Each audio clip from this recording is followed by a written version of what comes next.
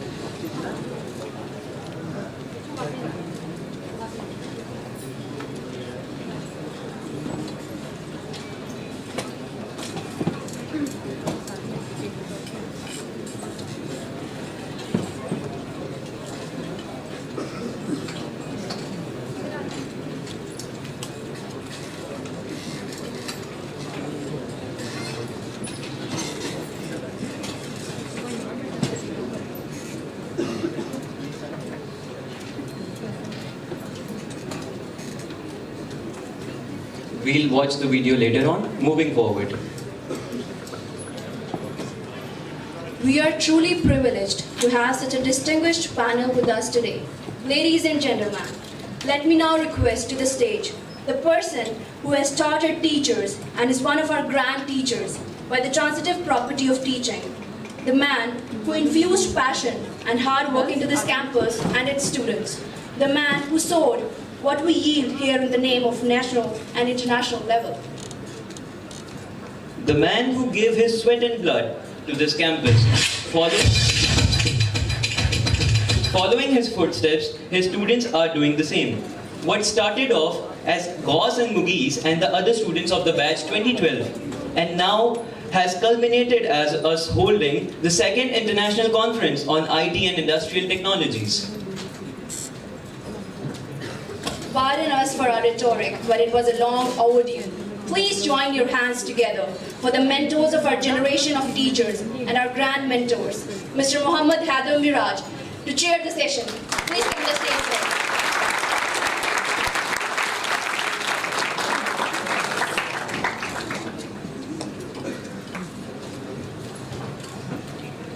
There are a few disclaimers that I would want to give. I'm not chairing the session, I'm moderating the session.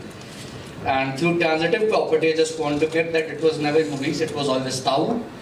Having said that, I formally welcome you to the panel discussion. नए दीवानों को देखें तो खुशी होती है. हम भी ऐसे ही थे जब आए थे वे आने में. I formally welcome you to the panel discussion on the perspective that transforming industries through academia and global best practices.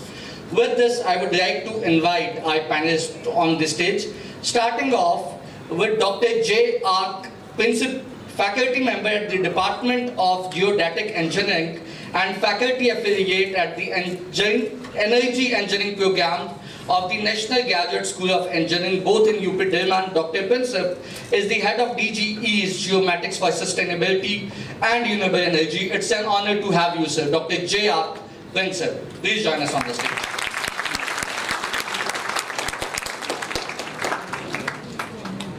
Dr. Mohammad Taimur Khan is an associate professor, reader of computer science at the University of Greenwich, UK.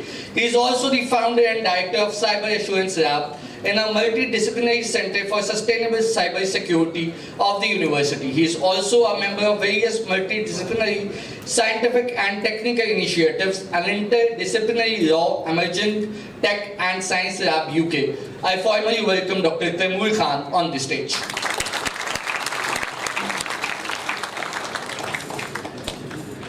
Dr. Epsami Vita received PhD in Computer Engineering from Department of Computer Engineering, Chulalongkorn University in 2013. She is an assistant professor at Department of Computer Science, Chiang Mai University, Thailand. Dr. Vita, please join us on the stage.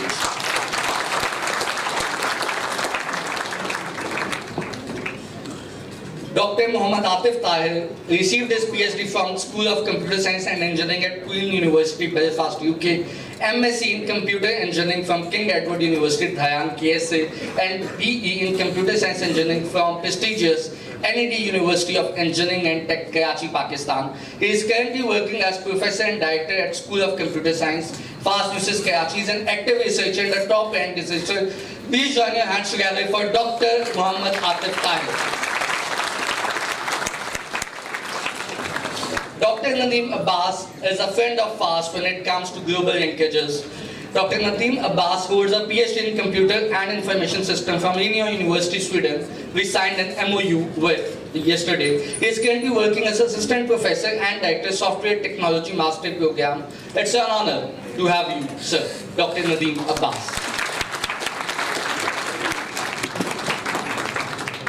By the transitive property that was just mentioned to be the first doctor inshallah this campus would produce, Dr. Muhammad Zia ul Qayyum, Muhammad is not the part of the name though, is the teacher of all of us and a mentor to a generation. With over 30 years of experience in IT, education, governance and research, he is a passionate leader and innovator in the field of artificial intelligence. He was the second director of this prestigious campus. He has been the Vice Chancellor of University of Gujarat. He has been the Vice Chancellor of Allama Iqbal Open University and has a long decade of experience of governance. It's an honor to have you, sir.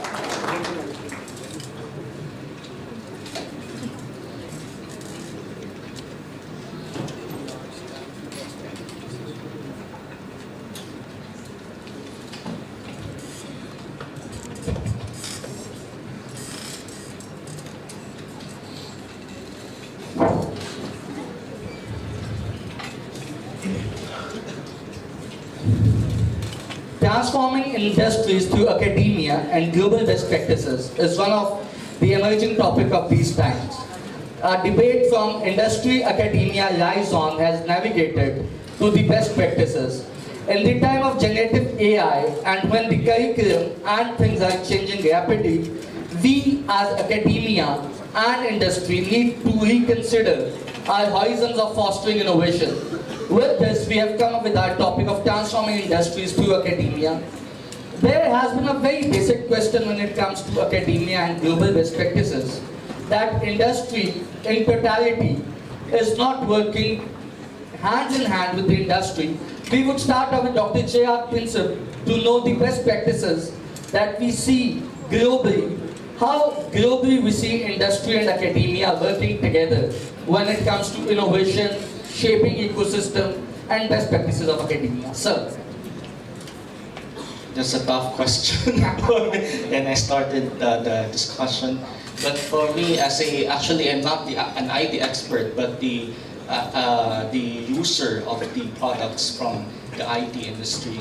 And I could say that the biggest collaboration that I can think of between the industry and the academia is the data exchange. For example, in my case, I do research on renewable energy systems.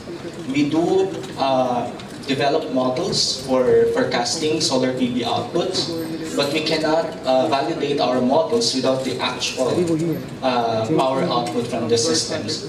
And the industry, like in the big solar farms, and even those that have installations, solar PV installations that are distributed, meaning the rooftop installations, they are exchanging their data through the online forms. So the information that they give us through the internet, and can be accessed through a geodatabase, that would be very important to us. So that the free flowing of data is very important to the academia. Free flowing of data and data exchange is the key that Yes, we see I when it think comes so. to global best practice.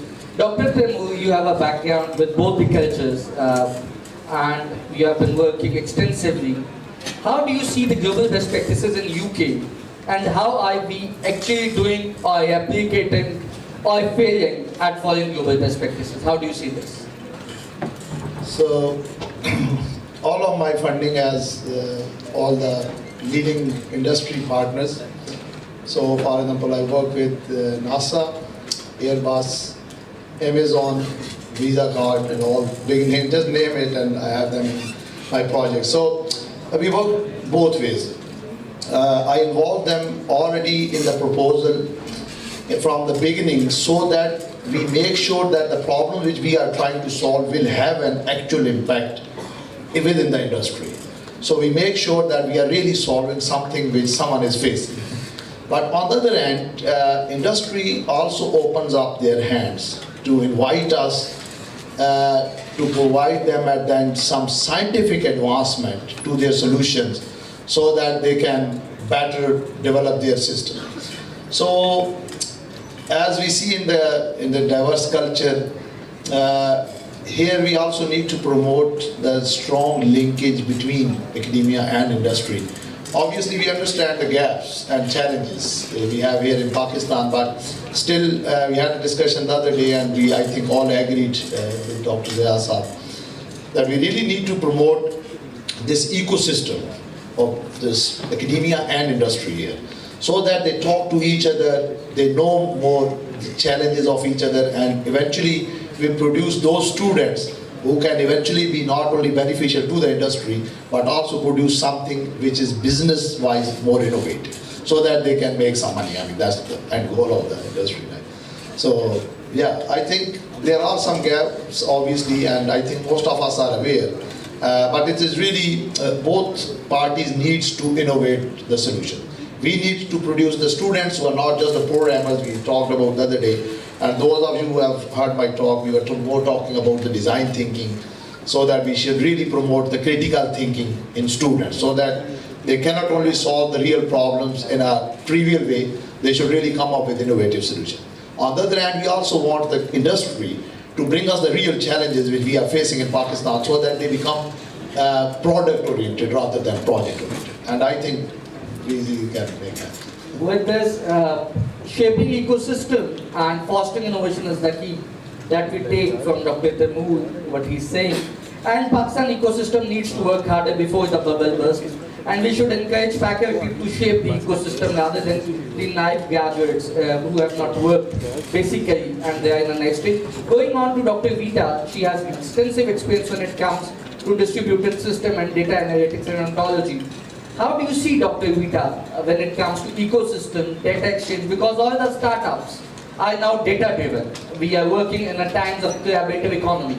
So data is the key. Whoever has the data is the king. So how do you see, what are the best practices you see that we can replicate in another South Asian country, that is Pakistan? Yes. Yeah, from the that you mentioned that the data is a key.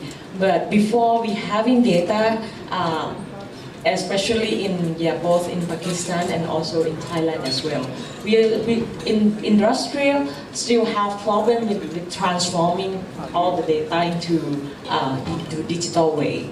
So before using a data and assuming we have all the data or our oil already. So we have to build up that oil by transforming and digitalizing all the industry into the digital way, which is quite hard to start at the beginning. But once you have put your effort, both from the academic and industrial, you have to have the same understanding on how to use the data and how to acquire those data and conform it together. It will be better for another page of understanding. Thank you so much. So acquisition was the key from Dr. Lee, she said. Moving to Dr. Atif Tahir. Dr. Saab, you have been ranked as one of the best researchers from Pakistan. You have been working with ecosystem. You are heading Karachi. When it comes to KII, Karachi is the heart of ecosystem. And when it comes to classification, you have been working extensively on it. What are the flaws that you see when we talk about fostering innovation? And academia is the key from where innovation starts off, as long as faculty allows people to ask questions. But that's the key, asking questions and moving on. How do you see that we can foster and shape the ecosystem? Okay, thank you. So first of all, we have to understand that why do we research and why we do actually have a good education system, why it's more important. Because all of us actually, we need to work to improve the quality of life of citizens in Pakistan. This is our main objective. And in order to achieve this objective, we need to do good research, and then you talk about the industry academic collaboration. So we have to focus on the key problems that we have in Pakistan right now. We have unemployment, as well as we have, let's say, high gas, oil prices, for example. We have the innovation in the, mashallah, in our academia. For example, our universities, FAST, NUCES, IBA, NUCES, all of the universities, they are doing very good in research and development. But somehow we don't have any good, you can say, scope within the industry that how we can proceed further. So I just discussed few topics. For example, healthcare, we are doing very well. For example, we have students working on electronic health records, telemedicine. We have the innovation, we have the technology. Finance, for example, very important. In order to have success in Pakistan, we need seriously to go to a cash-free economy. We need to have, like, you can say, cashless economy at the end, because this is how we can reduce the corruption from Pakistan. Make it fintech, for example. We are the first one in Pakistan. We have started fintech technologies program in BS to contribute to the society at the end. So we have good graduates who can, we can have expertise in fintech, for example. This is very crucial actually to have like cashless economy, for example, blockchain. We need to implement blockchain technology in the government so that we have a less corruption, because corruption actually kills everything. Now we have the technology that we can change the cities in an year. Pehle hota tha ki we have like 10 years, 20 years, we need to change the whole cities. Now, if we work hard as a nation, then we can change the countries or cities in a year. Like I went to Turkey this year, I see a massive difference in 15 years, in a decade. So really we need to actually, as a society, we need to work together to improve the lives of, quality of life of citizens. We have healthcare, fintech, finance, technology, manufacturing, retail, transportation, energy, education, like agriculture, communication, all of fields we have experts available. The only thing is we need actually is clear path at that, and we can, inshallah, we can improve it.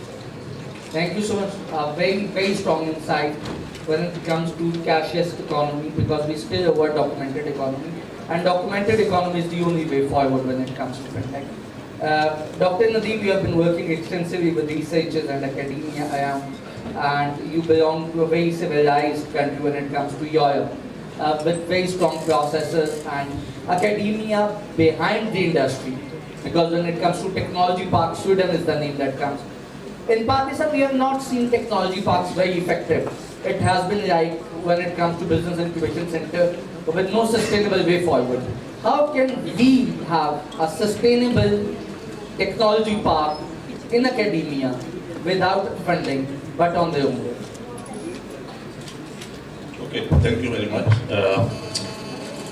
I would like to say, there has been already made some suggestions by the honorable panel here that, data exchange, ecosystem, acquisition, cashless society, all of these things definitely could help transforming the industries through the digital, through the media. But I think what is missing is, which is kind of a bit unfortunate as well. Sorry, I might be a bit harsh considering the current situations. Of course, academia in any society is a kind of a foundation that provides the mindset, the knowledge. It's a knowledge house. So universities over the world, especially in the particular developed world, they are considered as knowledge offices. So they address the challenges, they solve the problems.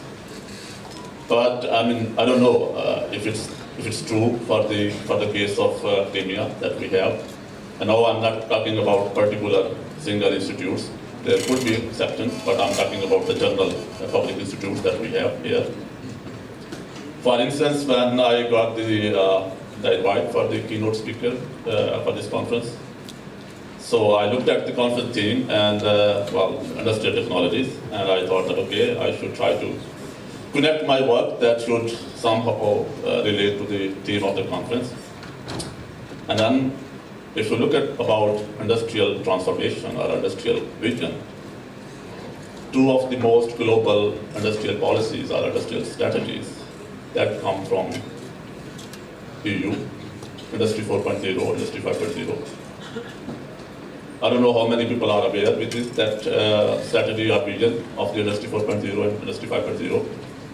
And this strategy, this policy was given by Germany initially, which is already a very, industrial economy, industrial, strong industry they have in the automobile and other manufacturing processes. But they were still concerned about all the innovation, digitalizations going on all around the world. So they were really concerned about it, and they presented a policy that how can we integrate the digital processes, transformation, Internet of Things, cyber physical systems, embedded systems, how can we digitalize, transform our factories, industries through smart factories, self-organizing systems, robotic machines, and all those things. And even then they considered that, okay, Industry 4.0 is lacking the social aspects, so they reconsidered it. They reconsidered it from the sustainability point of view, from the environment point of view, human-centric, and they revised it. And when I tried to look up, when I did a quick search, okay, do we here in Pakistan have anything similar to Industry 4.0 or Industry 5.0? Do we have any industrial policy or strategy? The Google said nothing. Well, AI said nothing. And then I have no other resource than just to go, okay, Ministry of Industries and Production. I Googled their website. They have I don't know if you have searched that website or not. I looked at, they have a section for the policies, documents, okay, the vision strategies. There was, again, no specific, any policy. The only policy that I found was the electric vehicles policy, EV, which is good. And that was also from 2021, I think. There was some document started that we will have transform our vehicle industry, which was, I think, but okay, that's a good initiative because all over the world, the automobile industry is switching towards electrical vehicles, so EVs and even plug-in hybrid electric vehicles. So, and especially the countries, for instance, you see that China traditionally is not known for its vehicle industry. The vehicle industry is generally known for in German, Japanese, Americans. But it was a good opportunity for countries that are lagging behind. So China take over this and they capitalize on this, and they have now producing a lot of electric vehicles. So I think what we are missing here is the mindset. We need to change, we need to first define our vision, what we want to achieve. How do we see our industry in the next 10 years, 20 years? Even nowadays, I mean, if you travel to the Middle East, you will see the countries like Saudi Arabia, they have a vision. Yeah, it's nice. But do we have, I mean, of course I know that we have a different problems the country is going through, but this is the role of academia, I believe. That we are the guys who give the vision to the nation. So, and we are the universities, and this is the forum where we should discuss these problems and come up with the solutions.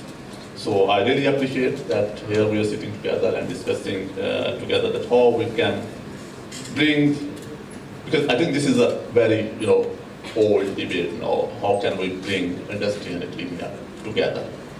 So I will take a break on this and then, well, discuss in the next part that how we can bridge this gap between industry and academia. Thank you so much, Nadeem sir. Moving on to Dr. Zia. You have extensively worked as a researcher at the start of your career with Infective, and then you started off your teaching journey, which led you to academic policy making and governance now. You have worked with a university with, I think, data set of 1,500,000 students, one of the biggest university of Pakistan when it comes to virtual education in America University. So that would cater to the part where we talk about data and all.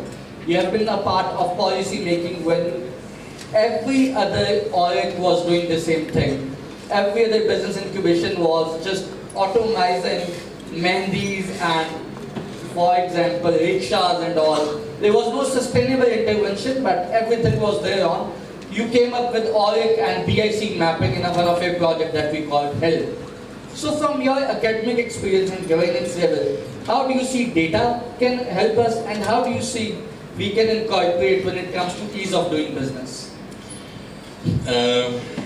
You have tried to wrap up whatever my colleagues said just in the beginning and making life more difficult for me while answering to your question, but I'll try to give my views about it.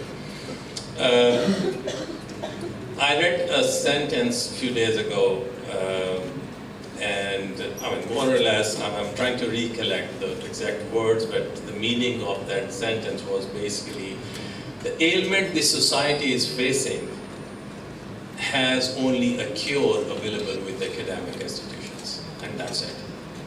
And this statement says everything we are currently talking about. Whatever we are confronted with in today's world, talking about Pakistan or even elsewhere, the severity and extent of the issues could be different, but more or less, the kind of problems we are facing are a bit similar as well. But yes, in my own country, the gravity of the situation is much higher than we see elsewhere in the world. And it's not about this bright generation sitting in front of us. It's not about the students who are studying in the universities. I'm on your side, boys and girls.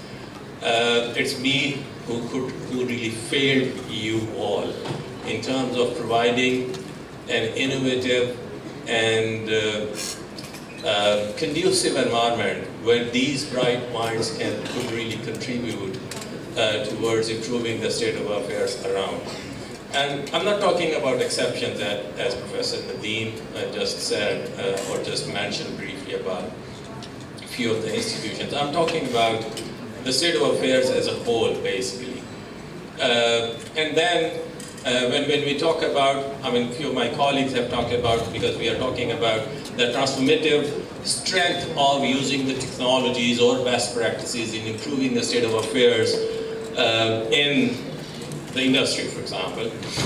And the technologies are all around. There's no rocket science to further explore. It's not a rocket science, to further explore that what really AI is capable of, what generative AI is all about, what these Internet of Things can really do for me with regards to the type of industry I'm really going to talk about. Agriculture or smart agriculture, or these network technologies, emerging technologies in the networks domain, etc., etc. How far we have been able to really make use of these emerging technologies in our own spheres of life? The answer is we have a dismal state of affairs anyway around us. We are not even going to use these emerging technologies to improve the effectiveness and efficiency of the processes in our own setups. Who is to be blamed? Let's come to that point. We have been talking about, as Professor Nadeem said, it is a topic I have always been talking about, and I'm part of the discussions, academia-industrial linkage. Let's not operate in an isolation. Unless you have a regulatory framework providing a governance structure to enable this academia-industry linkage, why the industry should come to the academia anyway? Do we have an answer? why the academia should go to the industry when there is no acceptance at all. So it's basically failure on part of both of these partners anyway at the first place. But we actually operate in two different worlds, the academia and the industry both. And then both of these partners and parties actually speak different language as well. The vocabulary we use is different. How can you really think of actually having that bridging where both of the parties don't speak the same language in terms of really describing their problems and then trying to solve the problems by the experts available in the universities? And it's not a failure on part of the faculty members, honestly, I'm telling you the truth. It's lack of that trust and communication, at one side, and secondly, the lack of participative approach of the government actually while making the policies to enable this and further steer this academia-industry linkage. One part. We'll talk about it later if you would like to have more harsh words to really come out of my side.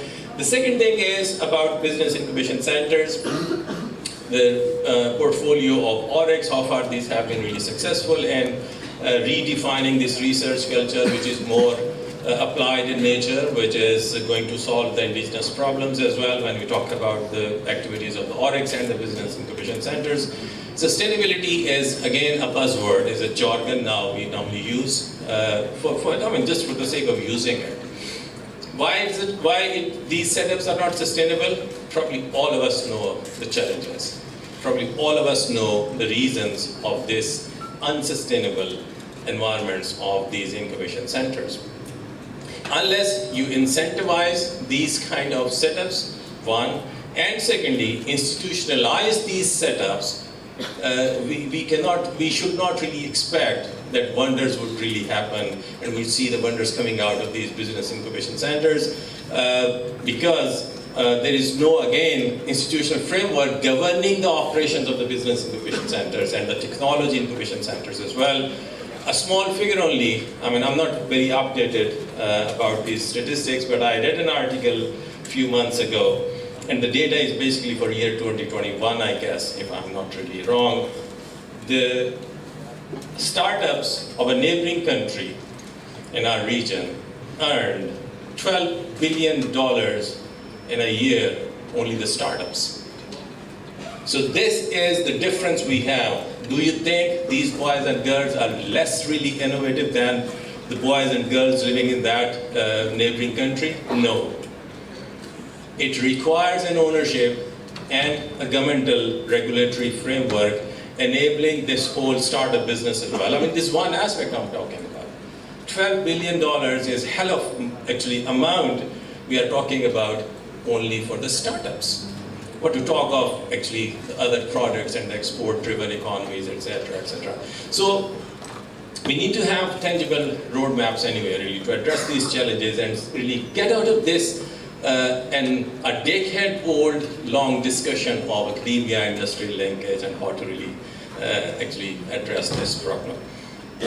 Finally, I request, probably the private universities have more liberty, I'm sorry I'm saying it, while representing my own institution fast, but yes, probably we can at least be the first in this domain to establish an example for others to follow when it comes to really bridging this gap between academia and industry, because we have less regulatory regulations as we see in the public sector institutions when it comes to really bridging these gaps.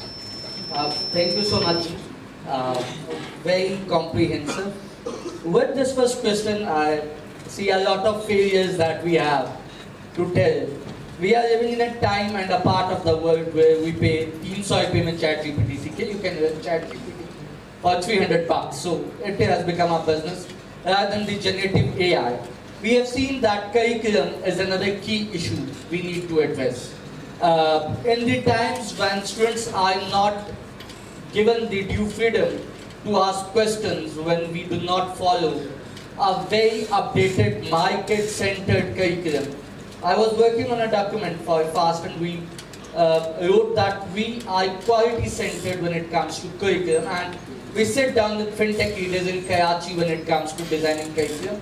So how do you see we can have a curriculum that is both way collaborative? when we come both way, one part is HEC, that we have a regulatory framework that we need to follow.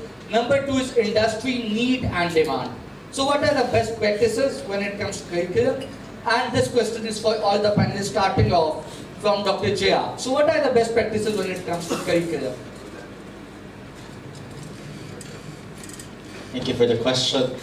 In the academic standpoint, I think the best practices that we had is the inclusion of the, I think it is also done in other universities, but the inclusion of what we call the on-the-job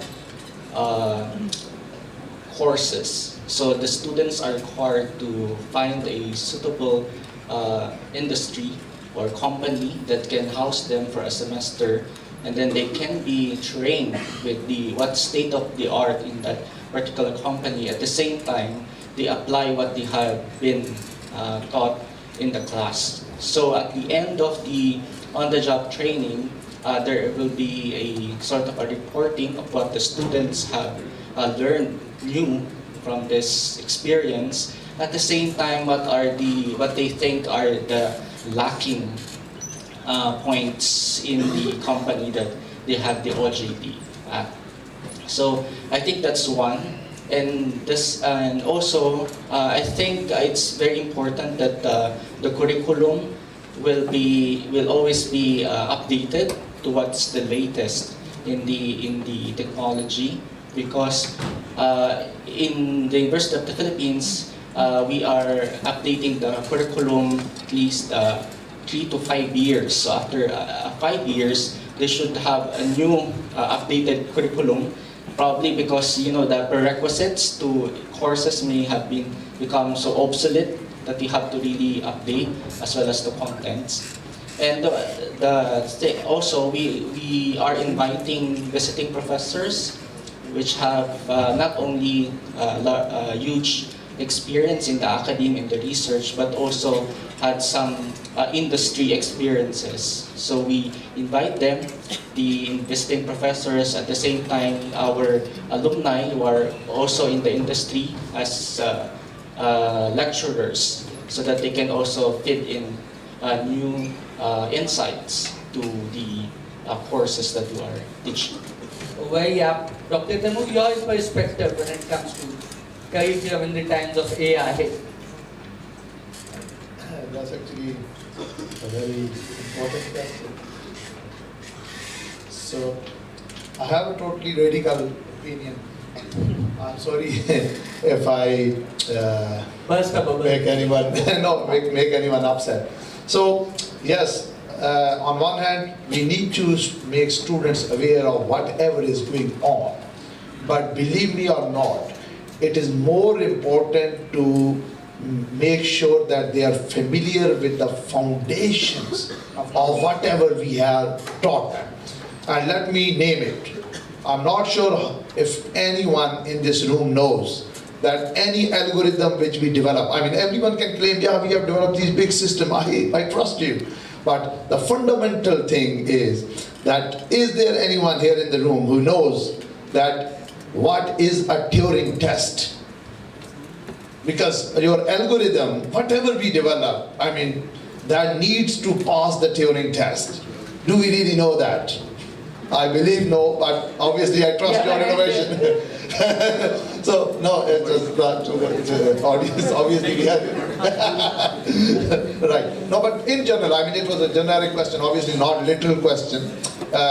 So if we look at technically, if we look at all the innovations happening nowadays, even including AI, generative AI, they are coming from the theoretical knowledge of the field. Trust me. Yeah. So we really need to make sure, again, I will second the opinion what Dr. Zia Saab said earlier, that it's really not the generation to blame who is just sitting in front of us, probably trillions times intelligent than us. It's really us. We really have failed to develop a system which allows you to think freely, critically, friendly, and innovatively. So this is really what we really should strive for. If we can create that, believe me, you can deliver beyond what we can think of. Yeah. But I will not go into the details what is missing, but I would stress that the faculty and the curriculum particularly should be focused on introducing the fundamentals of everything, whatever we are teaching. And in US it is very norm, by the way. So they have a very specific roles of academia and industry. Academia, I'm not exemplifying that, by the way, but just giving a good thought. So they believe that the role of academia is to increase the breadth-wise knowledge of the students, including the foundations of everything. And then there is an industry which needs to learn the depth-wise skills. So you should be able to solve everything when you graduate, but obviously industry will not ask you to apply all of the skills which you have on, right? They will ask you to solve a very specific problem, but once you have this diversified skill, breadth-wise knowledge, more particularly fundamental knowledge, I'm sure you will be able to deliver the highest quality. When it comes to critical thinking, our faculty at academic institutes need to go beyond the egos so that we can let the questions come in and let the student have the freedom without being offended or letting it impact their grades. So we need to think rationally when it comes to both. Your perspective, Dr. Vita, when it comes to this, critical thinking for fostering innovation.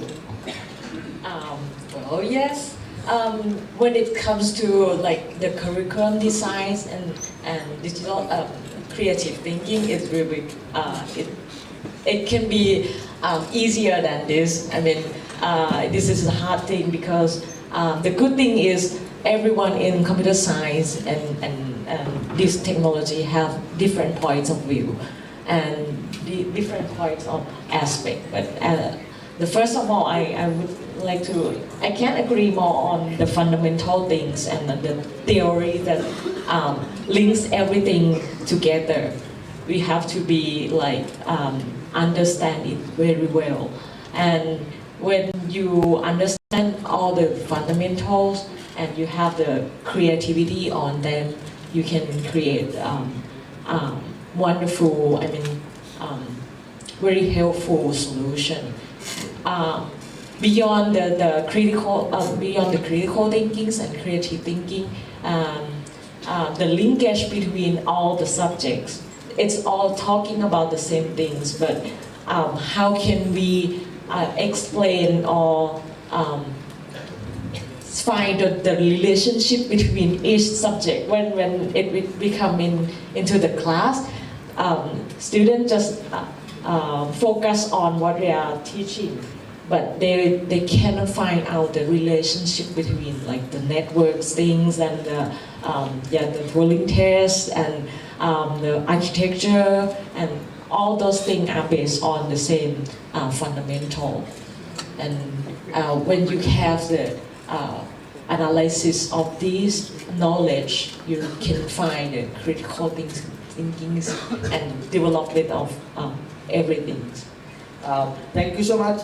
Coming on to Dr. Atar. So I have a few chunks from my friend Dr. Usama, but when it comes to research culture, recently I, along with your support for Dr. we were compiling our research book, Research Profiles for FAST. So it had a section where we saw the patents and industrial collaboration. So most of the part was empty, but most of our faculty member, Dr. Rashid Ramzan, to name one, had been working on patents and giving our innovations for that. So I think we need to come out of the bubble of producing more research papers, but we need to come on more towards the commercializing research part. So that's one part that I would want you to have your perspective on. Number two, the key areas to foster startups. And since you are the founding or the pilot or the first institute of the country to offer PS and FinTech courses, and you had amazing response from the industry, you're working very closely. Do you think we need to aware students on financial literacy in our curriculum and how we can incorporate all these things when it comes to curriculum? So the burden on you for Yes, that's fine. Thank you. Actually, a few years back, I was in ICIT conference, international conference on data mining. I met a student from Pakistan, originally from, he was doing PhD in Harvard University. So I had a discussion with him about patents. So he said, we don't care about the patents. We just write an algorithm. We give to our department. There's a commercialization department. They write it for them. They patent it, and that's it. And here the problem is that researchers like Who would write the patent? we have to write everything like from zero to end. We develop an algorithm. Okay, let's give it to some commercialization tool. They will like format it and then they take care of it, finance everything, and then whatever the portion 50% the university has, it's our university. So that's actually culture that we need to bring our university as well. Make it life easier for the researcher, not like he's doing too much documentation. Even the research nowadays, is hell of a documentation he's doing right now from the HEC requirement as well. So we need to really... It's more of a clerical job than intellectual. Yeah. So we need to like really focus on the research point of view. The other point you mentioned about, sorry I forgot.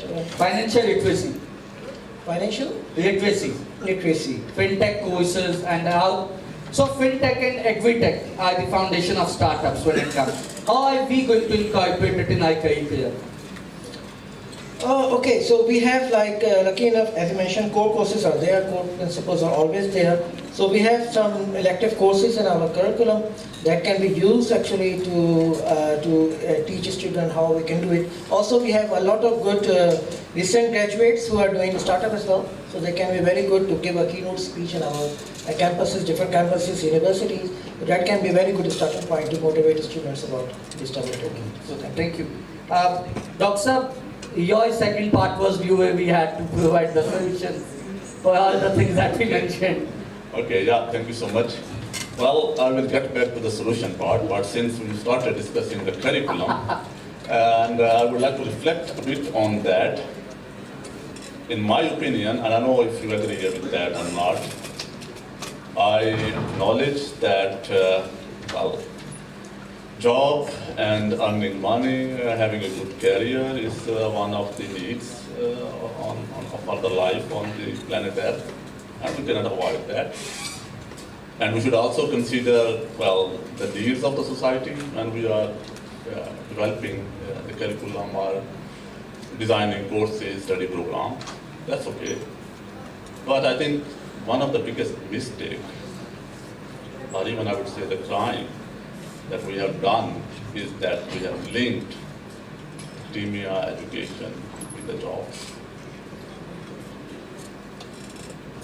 I'm sure that if now we do a survey for all the students here sitting in this course and ask them what is the goal of your study programs, what will be the job answer?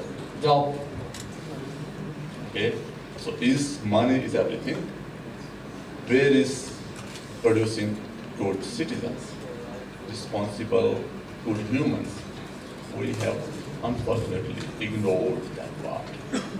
We are producing good programmers, developers, designers, engineers, architects, whatever, but we are not producing responsible citizens of the nation. No one is.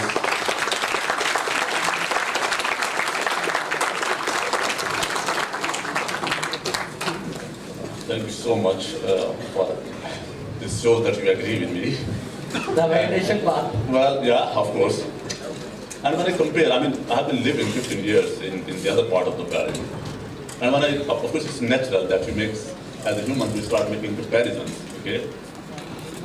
Even if I lived the rest of my whole life in some of the developed part of the world, I cannot forget the land where I belong, okay? And one of the worst, the thing that I feel is none of us or none of our policy makers or the rulers until today has owned this country. No one has owned this country. No one has taken responsibility. We have treated this land, this country, as a cow, and we used to milk it, and no one has been feeding it. We're just exploiting the resources. Now we are suffering from that. So I think for the curriculum design, we should, of course, these are the bitter, harsh realities. I know that from the society where we come from, money is really a need. But then, I believe that in our curriculum, we should have at least some portions where we teach them the ethics, the moral values, and not just teach them, because we have been teaching this from maybe the primary education. We have to demonstrate this. We have to implement that. And this is what that is lacking. And now, I mean, since you asked me to provide or talk about solutions for this industry transformation through the academic, because it's easy to talk about the problems. It's very easy to criticize than to think about the solutions. I think, we all are from the academia and students of different fields of sciences, engineering. We are very, very trained to deal with the problems. One of the basic things that we learn in academia is problem solving. Okay, we can apply any systematic approach to address any kind of a problem. So we need to identify the factors, the reasons, all the parameters that are leading to that problem. Okay, and once we have understood the factors and the root causes, we can come up with the analysis and find a design and solution. That how can we bridge this gap between industry and academia? Okay. Of course, the simple thing is we need to collaborate. We need and not just in talks. We have to do this in practice. We have to start working on this. And I just give you one example that how this thing is being done in the world and how it is. I don't know if it's what is the state of us, because I am not currently in this part of the world. So last year in Sweden, we have a really harsh summer. The weather was like reaching, the temperature was, because Sweden, I don't know if you know, is typically known for a cold weather, okay? It's a cold country. The temperature can go -30. But, and this was not only for, by the way, for the Sweden, for the whole Europe, and I think Dr. Temur is sitting with us, and I think this summer in London was really hot. The temperature was touching around 40 degrees, which is not normal. Climate change is happening, okay? And imagine this year, when I was looking for the research project funding calls, the funding agencies has already started the initiatives for the academia. They have set up the calls, and they have the data statistics that, okay, in this last summer, we have a really surprising summer. There is a climate change. The patterns are going, abnormal. So they are calling, they are supporting the researchers working in the academia that, okay, we provide you the research funding and now you should come up with the solutions. So this should be done, our industry as well, our organizations as well. We know that we can support charities. We are, and FAST, where we are sitting today, we know that it's a foundation. It's supported by, the philanthropists. So the same, why we could, we could support charities in the form of, welfare, but why we cannot support charity for research? Is there any, of course, we have for the, but then the question could be like, okay, we have a different problems. So we have a problem of basic education, we have a plethora of multiple of different problems. We cannot, I understand that we cannot compare ourselves with the rest of the world. They have a different problem, we have a different problem. Now when it comes to the curriculum design, simple answer would be nowadays, we don't have to redesign everything. We can copy the curriculum from any developed nation. Of course, there might be some different needs. Now we have a generative AI. We can give the prompts to the ChatGPT, and they can design the. If you have given the right parameters to the ChatGPT, they can define you the very, very good curriculum for you. So we should use technology. So consider technology as a friend of us, and we can solve the problems. So I hope I try to add something that is very. Technology is the way forward. Definitely. So moving on, as you very rightly pointed out, and I've been very lucky when it comes to my mentor, the one sitting here, the one sitting here. I have seen empathy as the goal of my learning from my mentors when it comes to philosophy. And since we are celebrating a mental health day today, teachers need to be more empathetic when it comes to teaching, and mental health needs to be taken seriously. Moving on toward Dr. Sia, when it comes to governance. So you have been working with key stakeholders. Your last 8 years, to my knowledge, have been where you have been working with government and key stakeholders, ministries. Do they realize the gravity of the problem? Number one, my question. Number two, for how long HEC would be that, okay, no touch cow for us, and we would not. So no one is there for more collaboration, and the old philosophy would be in the times of generative AI, or there is a possibility of a changed mindset, because we see more of a bureaucracy than to the derailing side, and that is the key for research and way forward. So. Not many things, I mean, you have clubbed together, and As always, it's smart enough. I mean, if I could really, in a minute only, I know, I mean, including myself, we are actually staring at our watches to see, I mean, when the concluding demands. what was that I? Yes, and the Honorable Rector, obviously. Well, can I say, whether it requires a kind of rocket science level of understanding to know that blockchain technologies can really help map this supply chain industry anyway. And when I talk about, I mean, an industry which has this supply chain phenomena starting from, say, one who produces some raw material and then goes to the industry produces something, and then it goes to the retailers and to the consumers, etc., etc. Since last many years, there has been an attempt to implement this technology in, for example, the tobacco industry, and, for example, the pharmaceutical industry. No one is really willing to adopt. The reasons are quite obvious, I mean, why they don't want to actually adopt these technologies. So it's not really only a matter of reluctance from the academia to provide solutions to the industry. It is a reluctance from towards industry as well to adopt the technologies which can improve their business processes. But they're not interested really to improve their business processes, because then when the technology actually comes in, it brings in transparency. It brings in the auditing trails as well. And this is what they really don't want to they don't want to disclose, I mean, to the auditors and to the governmental agencies, etc. So it's a complex problem when it comes to really using the technological interventions and improving different business processes, whether it's a production environment, whether it's, for example,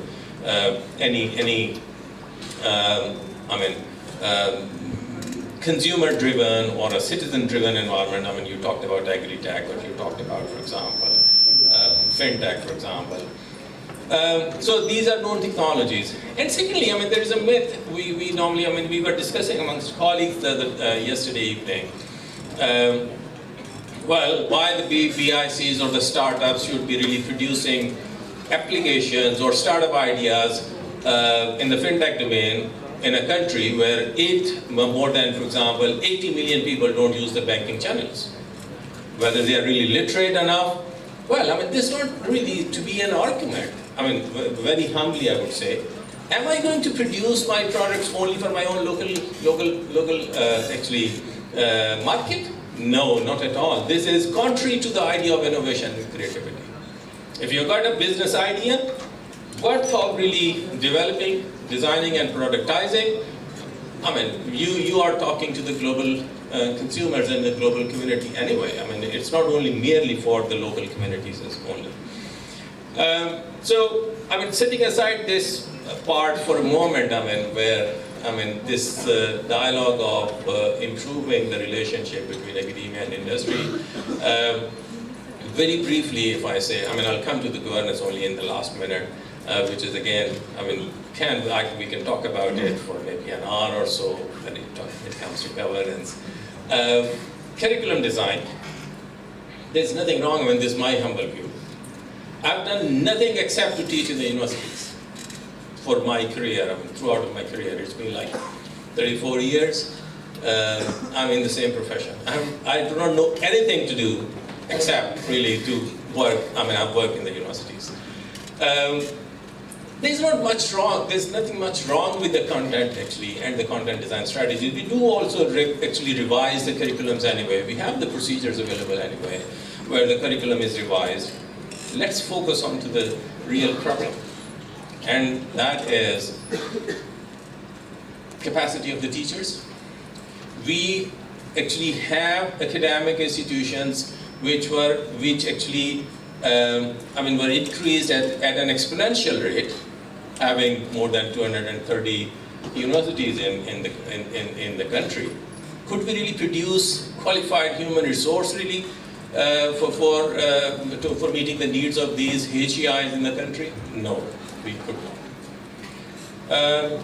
Do we have enough faculty members, trained faculty members to actually, we are not talking about only FAST or few of the institutions as we are referring to.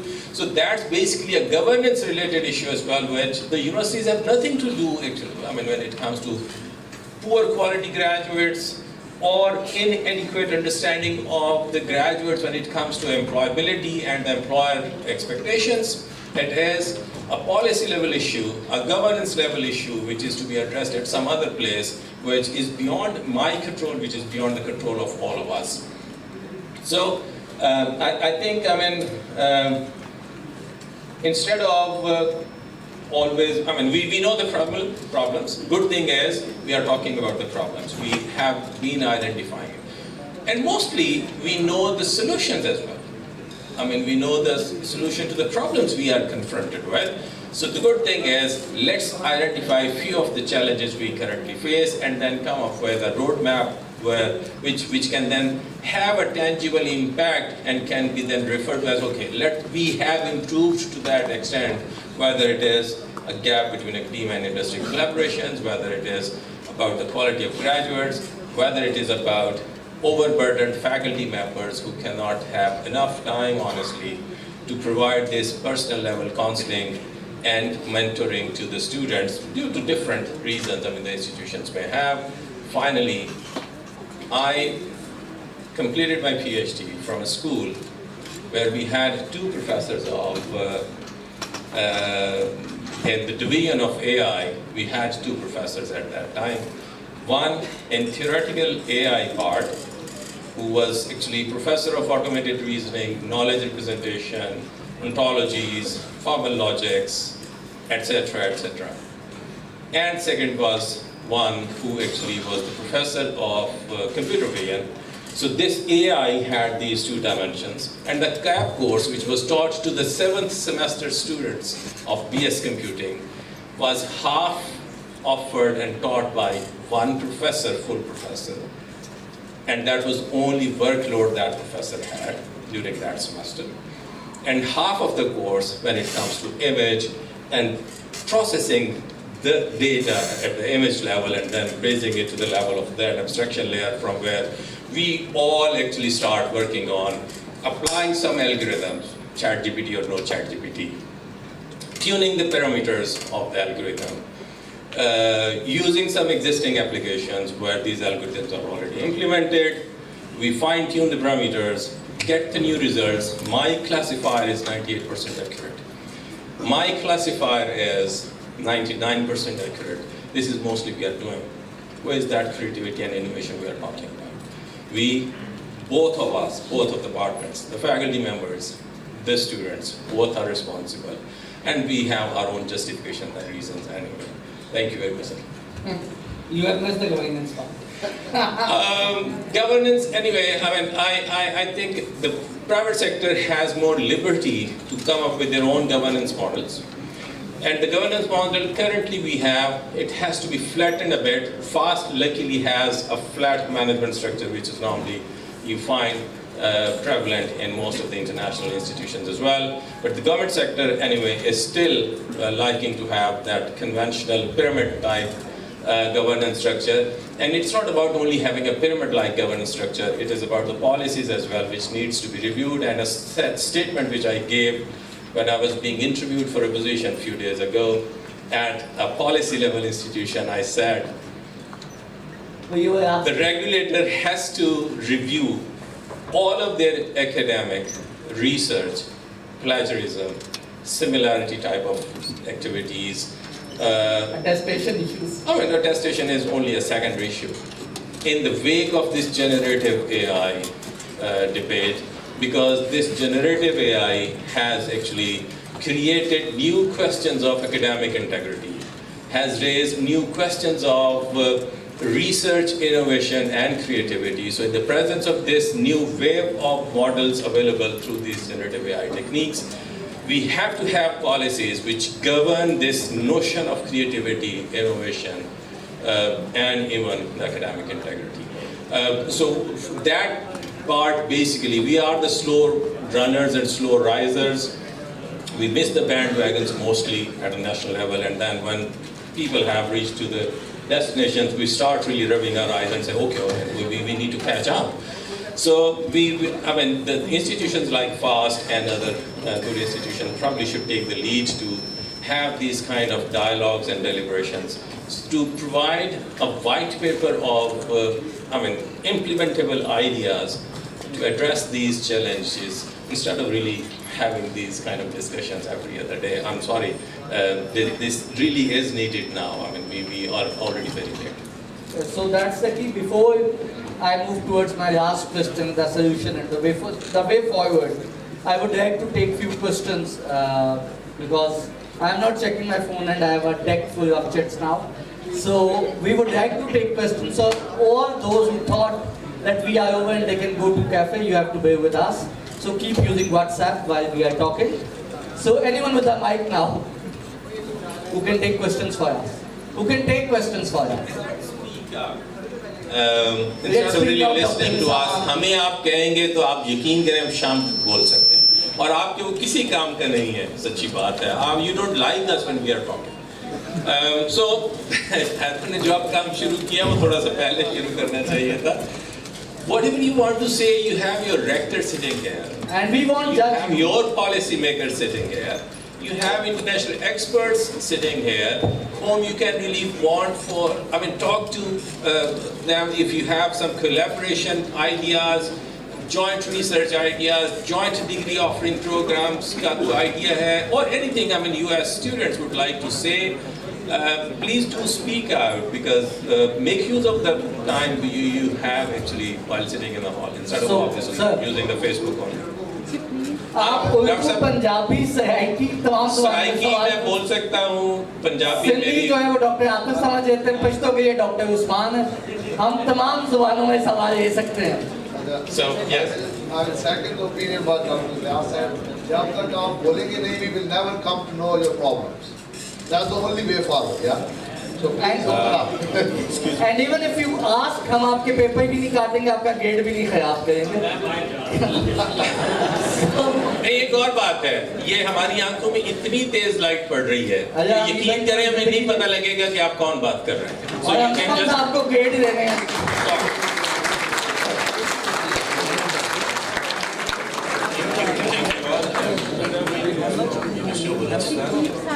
And this whole debate is that much more that in 2016 we started Innovation Summit. Government Innovation Lab. Yeah, the Government Innovation Lab we started in 2019 and the Innovation Summit we started in 2016 and with the very same basic question and the very same basic reasoning up until now. But they do not reach where they should. So I have an opinion, if you people allow me, I have 3 short points based on this experience and being in the system. I think we need to focus on building ecosystems, number one, the important thing. Because we work in bits and pieces. We start something, we do not complete that, we leave it, and we start yet another thing. The research startup innovation culture could not be built. What we learned from it? Is there any formal study? We need, sir, results-based systems. The governance thing you talked about, we need it in research as well. We are publishing a lot of articles, and we also talk about that we need to go for innovation and patents, but are we producing that quality research actually? Who will check that? Are we able to ask about the time and investment wasted of 10 or 15 years on the research grants, on the NICs or anything? No, we cannot. So we need result-based system. Number 2, we need to bring in the quality first in the research. Like you said, yeah, today we are just working, let's take machine learning as an example. We are just doing model selection work and we are publishing and saying that we are doing a good work. No, we need to go towards the contribution, that what our research is contributing. And finally, the tough one. I asked this quite a time to different people. let's assume that 5 years ago someone among us took the idea of a kind of chat GPT to HEC, Ignite or PSL. Anybody can answer that, would it be funded actually? So if we can think about this, then we have all the reasons and solutions that how we can come up to rise, inshallah. Thank you. If you allow me, I mean, since the comment or the question is more actually localized in our culture, so if you allow me to answer very briefly. Dr. Saab, I have a very strong reservation when we talk about quality. This is to be something which is to be embedded in the system in my own way of operating as a teacher. Well, since we actually have all these variations, that's why a quality assurance framework or a quality assurance policy is devised. Anyway, can we measure the quality? The question is, I assume it's a qualitative phenomena, and probably it's very difficult and hard to quantify the extent of learning or maybe the quality as such.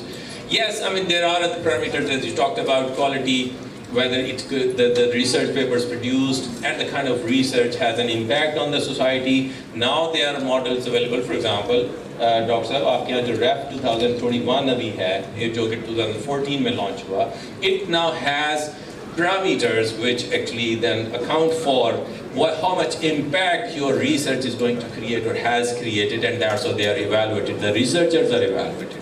The public grant which is given to the universities is now gauged and monitored, has it created any impact, because they are using public money. You're right, and this is what I have suggested to HEC as well, really to come up with such strategies and models where we can use this impact analysis data on the, about the impact analysis of whatever grants we have given so far, and then have a strategy. The last thing, Dr. जो आपने बात की है, I think funding वाली chat GPT वाली, मैंने एक proposal दिया HEC को, बहुत अर्सा पहले की बात है। वो किसी ऐसे रिव्यूअर पे चला गया जो 2 रिव्यूअर्स पे चुके जाती है ग्रांट की रिक्वेस्ट जो, जिन्होंने अस्यूम किया कि मैं एक ऐप बनाने की कोशिश कर रहा हूँ, which was never intended honestly.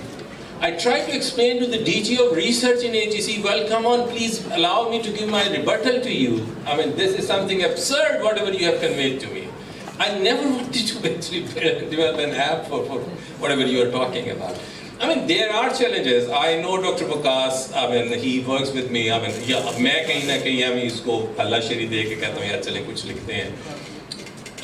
We have been struggling probably since last about 2 years. He works in a university जो कि mountainous region की university है, and we developed a proposal on IoT based technologies जो हैं उस पे कुछ water conservation पे, environmental modeling पे, जो बड़ा relevant है उस area के हिसाब से. We couldn't secure that. ठीक है. डॉक्टर साहब, लेकिन बात ये है कि जो इस तरह की रिसर्च है हमारे यहाँ चूँकि बड़ी लिमिटेड रिसोर्सेज है, मैं सिर्फ कहना ये चाह रहा हूँ, जिसमें कहीं ना कहीं प्रॉब्लम्स भी हैं. बट रिसर्च फिलहाल हम चैट जीपीटी या रिलेटेड एरियाज पे, हमें दोपहर में हम बात कर रहे थे, इट इज़ मैटर ऑफ मैं इन्वेस्टिंग $10 billion और $100 billion मेटावर्स की आप बात कर रहे थे दोपहर को. डॉक्टर एहसान यहाँ बैठे थे लम्स के जो, without any idea in mind whether we'll be able to commercialize or get some monetization out of this research we are currently doing. No, it is research with a forward-looking vision of creating something new, and then probably we can at some point talk about monetizing and getting advantage of that research. We don't have that luxury obviously of funding such a research, unfortunately. But जिसके लिए फिर जो doctor साहब ने बात की, I'm a firm believer of the fact that Pakistan should have, that's my view, a higher education endowment fund of Pakistan, जिसमें experts contribute करें, जिसमें रिसर्चर्स कंट्रीब्यूट करें, जिसमें गवर्नमेंट कंट्रीब्यूट करे और जिससे सिर्फ रिसर्च की जाए, एंड प्रोवाइड सोलिसिटेड कॉल्स लेके बड़े टेंजिबल आउटकम्स के साथ उस पर रिसर्च की जाए. We can further talk about. जी अच्छा, आपका जो क्वेश्चन था कि क्वालिटी रिसर्च के बारे में, तो कल ही हमारे मशवरे में की रेजोल्यूशन में NUCES में CBPR में पेपर्स हमारे पाकिस्तान इंस्टीट्यूट से पब्लिश हो रहे हैं. टॉप नॉच जर्नल्स कॉन्फ्रेंस जहाँ स्टैनफोर्ड और MIT के पेपर्स आते हैं, वी आर पब्लिशिंग, और वही आइडियाज़ को आगे प्रोडक्ट्स में लेकर जा सकते हैं। मैं एग्जाम्पल देता हूँ फास्ट यूनिवर्सिटी कराची की, करीम के जो एप्लीकेशन थे that was from FIP project from Karachi campus, वो उन्होंने जाकर दुबई में भेज दी, दुबई में भेजकर फिर आपको बताया व्हाट हैपन, कोरिया में कहाँ भेज दी थी। लेकिन एज ए सेट कि हमें एक और चीज़ को देखना पड़ेगा, प्रॉब्लम है हमारे जो बच्चे FIP के बच्चे, मास्टर्स के बच्चे, PhD स्टूडेंट्स जो हैं, उनको पैटर्न के बारे में सिखाना पड़ेगा। इनफैक्ट हमें भी नहीं आता अनफॉर्चुनेटली पैटर्न लिखना प्रोफेसर्स को, तो वो बेचारे बच्चे कैसे लिखेंगे। तो हमें एक पूरी टीम चाहिए जो कि इनके जो भी ब्रेन आइडियाज़ हैं FIP में, दे मस्ट गो ऑन, और वो उसको पैटर्न करें, आगे फिर एक्चुअली कमर्शलाइज करें, देख they have a very good life. As a startup, it's very important for us to think about this as well in this respect. I would just like to mention one thing. While we were working together for University of Gujarat, I had the opportunity to visit Pakistan for a patent training. तो USP जो गए हमने कहा सारा काम देखा हूँ। Director को गए सर, ट्रांसपोर्ट आधे घंटे के बाद जाएगी। मैं आज कह जैसे डायरेक्टर उठ के गए, कभी ये उठ के, तो आपको पता होना चाहिए। एक मिनट, एक मैं बात करूँ रहा है। सारी बातें अपनी जगह पे। डॉक्टर साहब अभी भी बैठे हो, मैं जुर्रत नहीं कर सकता कि मैं इस कमरे से बाहर चला जाऊंगा, तो सर से इजाजत लेके जाऊंगा। सर बैठे होंगे तो इनसे पूछ के उठूंगा, बैठूंगा तो इनके साथ एहतराम से बैठूंगा। तो थोड़ी देर पहले डॉक्टर साहब बात कर रहे थे, देखिए ये बड़ा डिसकर्टियस और अनएथिकल लगता है। I'm sorry I'm saying it because I'm part of this community anyway, so I take the liberty of saying it. You shouldn't be doing it when the proceedings are going on and you have the seniors in the room. You should not have been thought of. Doctor साहब तो पैमाने को लेने गए, but बेटे आप लोगों को, आपको मैंने इसलिए कहा कि आप तो बात करना चाहते हैं, बात कीजिए ताकि आपका इंटरेस्ट कायम रहे।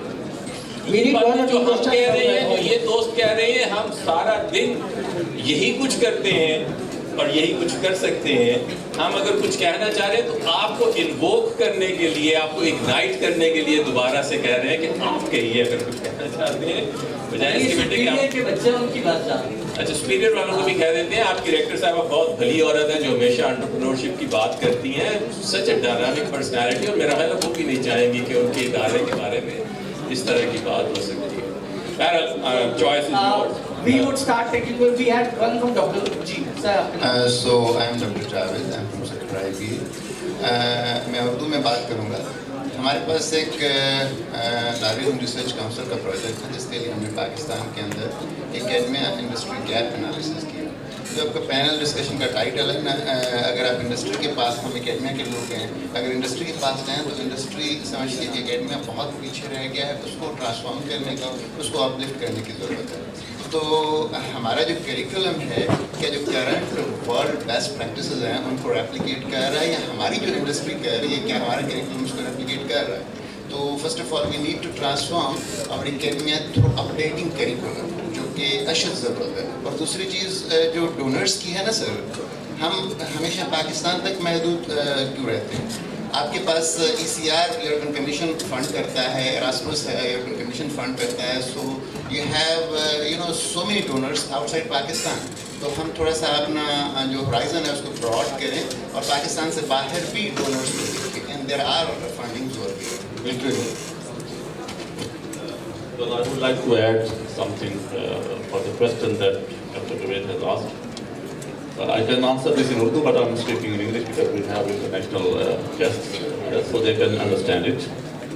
So, yeah, so of course the thing that you mentioned that about the industry, that they are maybe ahead of academia, it might be possible. But then another thing is that it's not necessarily that industry knows their problems.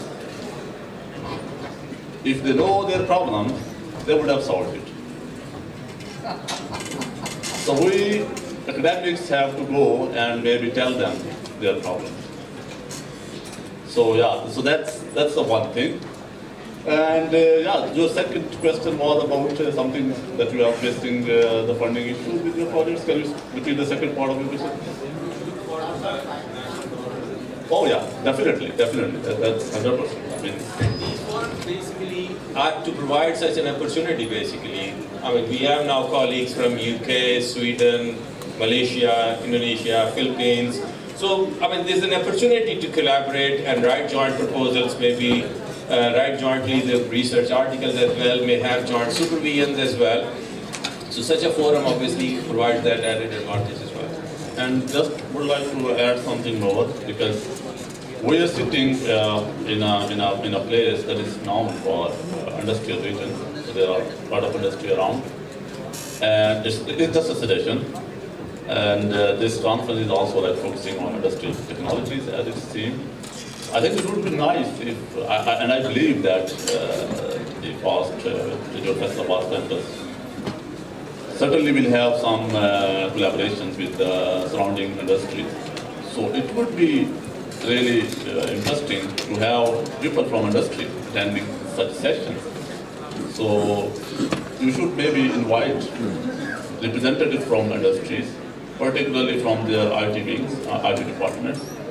So they should come and present, okay, what kind of digitalization, digital tools, information system they are using, how much automation they have, what kind of problems they have, and maybe they could be a part of this panel discussion so that we can have like their perspective as well. Because now we are just reviewing, so we are making theories. So it would be nice to have their representative. So since we have international delegates and people from across the country, I would like to highlight certain facts about Fast National University CFD campus. We take immense pride when it comes to FESAT for having interviewed one of the biggest producers. So the primitive Sitaya is the primitive group, Sadakat, Kamal, and we are glad to have all of these people on our advisory board. We had a presentation from Aishad group yesterday, we had from Kamal family, we had from Sadakat, and we are glad to be an academic partner for Masood Textile Mills. Dr. Saab, we host their training sessions in our Executive Development Center, and we have been working with them. When it comes to academia, there are certain protocols. When it comes to industry, there is a Mia subculture we cannot deny of. But then these things would take time, but eventually we'll make our way through, because technology and academia is the way forward. Yeah, what? Okay, so we have Dr. Usama with a question. Yeah, okay.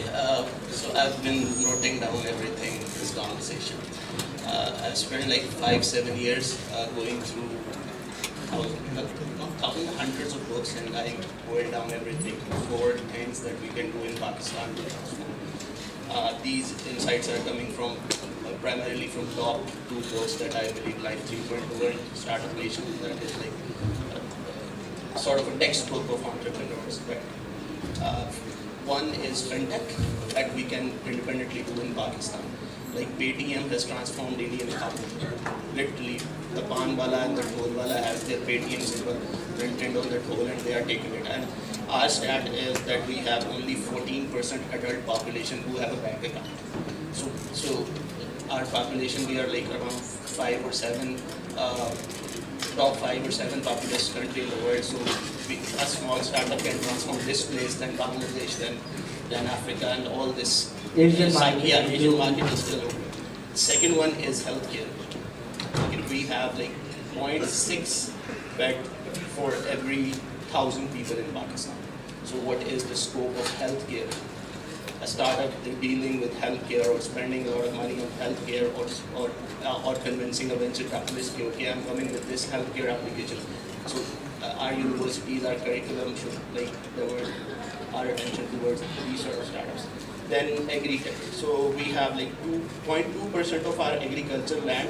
We are utilizing it, hum usko irrigate kar pa rahe hain, and we have the potential of going up to 27%. So agri-tech scope is, again, we are among the top producer of chawal and cotton, and but per hectare yield पे हम बहुत पीछे हैं. So agri-tech में we can invest, universities can. So these are 4 focused areas if we start putting in. Last one is climate tech.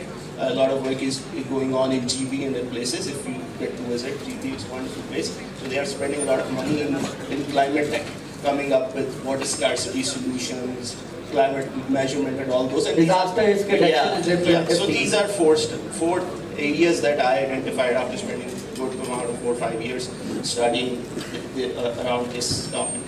So if we like focus on last night, we had a conversation about where to put. We have limited my money. So where to put that money? So I believe these 4 areas, if we start spending money on only these 4 areas, that have the potential to actually transform our economy. Because government, so they've been trying to change Pakistan since last 75 years, and they're like literally failed. So there are no government jobs available, so we have private jobs available. So I would like to put this question to you: what if we deregulate education? What if we deregulate computing education in Pakistan?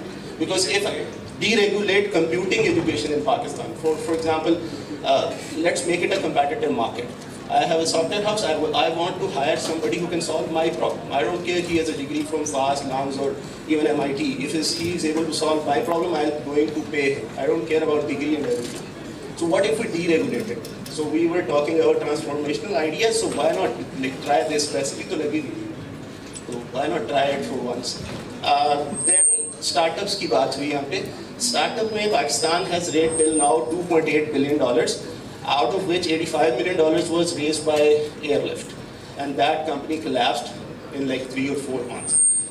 The reason, one of the reasons was COVID. The other reason was they didn't understand the dynamics of venture capitalism.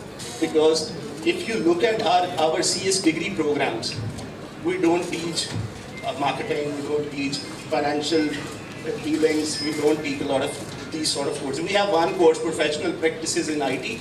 I don't think that course is going to be better for these sort of startups. Another one that I feel is the prevalent challenge, that whole our curriculum is designed to prepare good employee, not good employer. So from day one we train them, okay, these are the loops that you need to write. Okay, you write it 20,000 lines of code, you would be a wonderful programmer. You get 200,000 terms of salary. Okay, fine, I get 200,000 of salary, but I'm still an employee. The market change, I go out. So, yeah, so, okay, so we have some guests. Yeah, so I have like these 3-4 things. So I have like summarized it to what if we deregulate it. That's what I would like to add 2 things before. I just wanted to have a clarification only. Deregulating means, the state should not have any control over offering of these kind of programs. No, my deregulation means there is no need of degree. So I'm just saying, ATC don't get to say that you need to teach computer organization and assembly language definitely in your course. HEC don't get to say that. HEC get to say that we are giving you 2 billion rupees. We need your employment market ratio to be 60% at least. If you're not able to do this, yeah, we're not going to give you 1 billion rupees. Before I put forward your question to the panel, number 1, the de-aggregation definition was needed. Number 2, there is something fundamentally wrong when it comes to the retrospection of ecosystems. So Airlift, Saymayaka, they failed because of localization. Pakistan, when we came to Faisalabad and Doxa and we started off, Faisalabad is a difficult market. So Pakistan is again a difficult market. I'll just put in a sentence.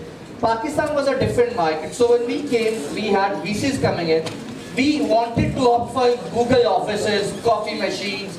We failed to put into the quality of HR that was needed. We failed to put into the product design. We wanted fancy VC culture to come in. So that collapsed, that was the root of it, not the academia. Pointivo is $1.5 billion startup. You know how their ML team is sitting in Pakistan? They have one table and 4 people sitting around there on a laptop, and they're running $1.5 billion worth startup. So, yeah, but this culture should be stemmed from the universities. Unfortunately, the structured nature of, and then we are putting, like we're starting AI program, let's go to NSEC and ask those Babajis, can we do this? And those guys have 30 years ago, their career khatam ho chuka. They don't know, like, pardon my word, but they don't know anything.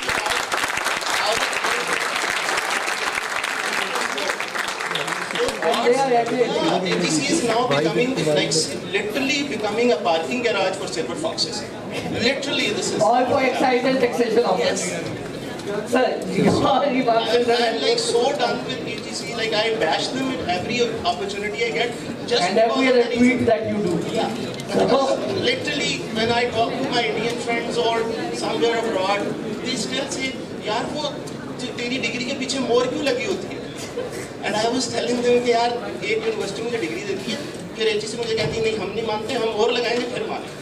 And they were like crazy. On a very lighter note, recently Akhil's university degree was not recognized. Yeah, so let's get rid of AGC. So we will stop the question and then we'll go to the panel and then the last part because we have our chief guest here.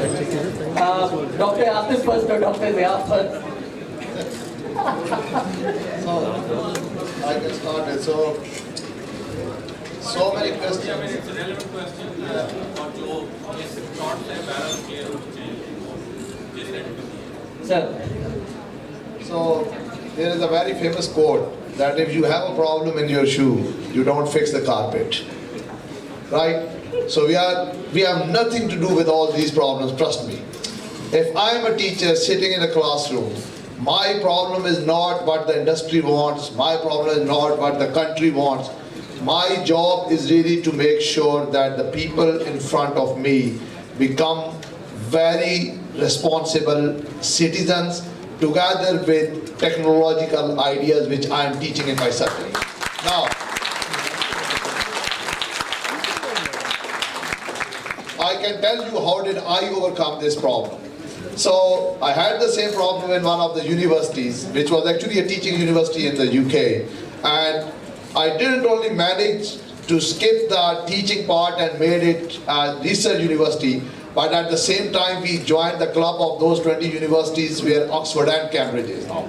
So the trick is very simple. I can tell you my personal experience to all the faculty particularly. I started teaching a course where obviously I was expert, but there were many people who are more expert in that, right, who are doing wonderful science. So I took a couple of tools which are open source and I invited their code developers to deliver the talk to my students so that they can directly tell them the innovation behind the tools. So they are not learning only anything what is taught anywhere in the world, right? So that was a direct experience to the students, and then I didn't only engage those lecturers in delivering the talk, but I also sent them the assessments which I performed for my students. I got the feedback, and then at the end of the day, students really started joining the companies like RSA. I'm not sure if you are familiar with one of the top company in the cybersecurity in the world. So we really need to start practicing from my classroom. I really don't need to talk about what is happening outside of this room. No way. That's not my problem. We have the policy makers here. I'm sure he is best at his job. He can handle it. We have here the politicians who can take care of the world and other complex problems. My job here is to just fix myself. That's it. So, Dr. Atif, you are start. No, I don't know. Okay. Can I say something? Yeah, so I completely agree with your opinion that we should get rid of this stamping culture on verifying the degrees by another department. Why we cannot trust the institutes that have been issuing it and making sure. But then on the other end, you said that we should deregulate it, which I don't agree, honestly, because I mean, deregulation, in my opinion, is not a solution. It will, if you deregulate it, it will create new problems. What we need to do is we need to reform our regulations. If you, as an job provider, you need a guy without a degree, it's okay, it's fine with you. I mean, you can accept. And even in the West, they don't really care about what kind of degrees, diplomas you have. They just give you the task, and if you do the task successfully, that's enough. So that is a simple answer. So we need to reform the regulation, because any society, civil society, cannot survive, in my opinion, without these regulations. So we always need regulations. So the solution is not deregulation, but maybe reforming the regulation. Final sentence only, yes. I mean, I welcome Honorable Commissioner Saiba. Madam, thank you very much for joining us and honoring us and my institution anyway. Dr. As Dr. Sop mentioned, I mean, the problem is not, in my humble view, as I said, it's not a matter of closing down an institution, a public institution, or not. If you're facing a problem, that problem needs to be resolved. In today's technology, I think, it was 3 years ago when I, with one of my MPhil students, published a paper of using the blockchain technologies to have this chain of secure transactions of academic credentials anyway. And during my recent keynote in Turkey, I actually have coined an idea of having a digital academic passport. That's it. So that digital academic passport carries all your academic credentials along with your learning patterns and behaviors, this particularly I'm envisaging, using the blockchain technologies and the generative AI for all kinds of customizations and personalizations and adaptations. So yes, there are solutions to it. It's not really a matter of closing HEC. And the second part, as you said, I'm a strong advocate of really denying this fact of having this micro-credential based learning. I do not agree. This industry does not require only the Java programmers or the Lisp programmers, or for example, aaj ki duniya mein, Python, buzzword, we are not producing programmers, and we need not to. The argument, one community of experts say, well, Google doesn't care if you are a good programmer, they'll hire you. Well, they'll hire you as a techie anyway, to program for them using any technology or tool, but this was not the purpose of establishing these higher education institutions. This is what you can do on your own.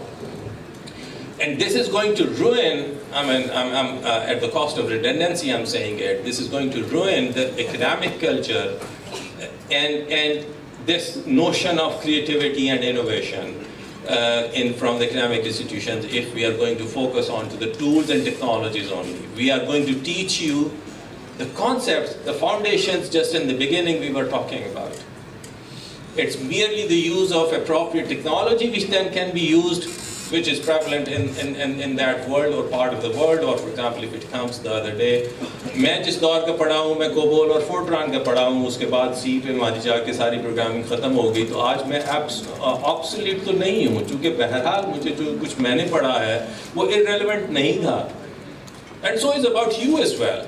So finally, closing HEC, very humbly I would say, we are a society, and even in every society, we have to have someone which governs on behalf of the state the procedures, practices, norms, rules and regulations की implementation को ensure करता है. HEC does not force you to use all 100% fixed curriculum as the curriculum review committees suggest and recommend to you. The universities has the liberty through their own statutory forums to have their own part of additions or subtractions when that curriculum is recommended by HEC. And by the way, HEC on her own is not recommending the curriculums. It is nomination from all 4 provinces of the country, from all universities who are actually recommending this curriculum to the universities. Well, it's a debate and dialogue which should continue. I just in the beginning had already said, and I reiterate that we should actually talk to each other. Communication in most of the cases is the best solution to many of the problems, so that we can surface the concerns and raise the concerns and have the answers given by those who are responsible really. And if there is any need to improve the state of affairs, there is nothing personal. It is for the cause of this nation, for this country only. We all are here for the same cause and for the same purpose anyway. These colleagues from around the world have joined us just really to show their commitment to the cause of educating the youth and educating this current generation. Blurring these boundaries we actually see around us in the form of countries and nations. We are to produce global citizens which are relevant to the global needs of this community around us as well. So let's work together for actually achieving these targets. We need at least one question from the students. I have a question. One more. Excuse me, over here. Yes. Assalamu alaikum everyone. Yes, sir, I would. I feel it is very important to address the problems from a student perspective. My thought is that I think that there is a huge gap between the industry and the academia. The reason being that we are bound to follow a 4-year circle, right? And after that, the students are compromising. Unfortunately, after that cycle, if you're a normal student, you're told that you're not good enough and go do masters. And after that, even after that masters, when you go into the industry, you're told that, excuse me, the technology is changed and you're not good enough.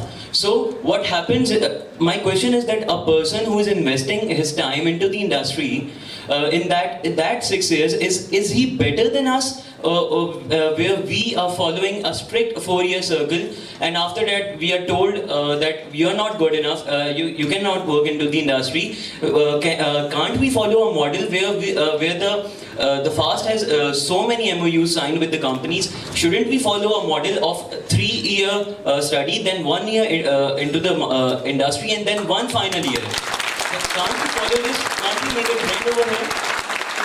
And when we go into the industry, then we can rock the industry. The pattern we are following at this stage, at this level, it is depressing students. It is depressing students, and eventually what happens is that the students are fading out, and there is no productivity in our part of the world. Because we are following such a pathetic pattern. This is my point of view from a student's perspective. I think FAST needs to change this for any great sector of Pakistan. Thank you so much. I would want to excel the university to answer.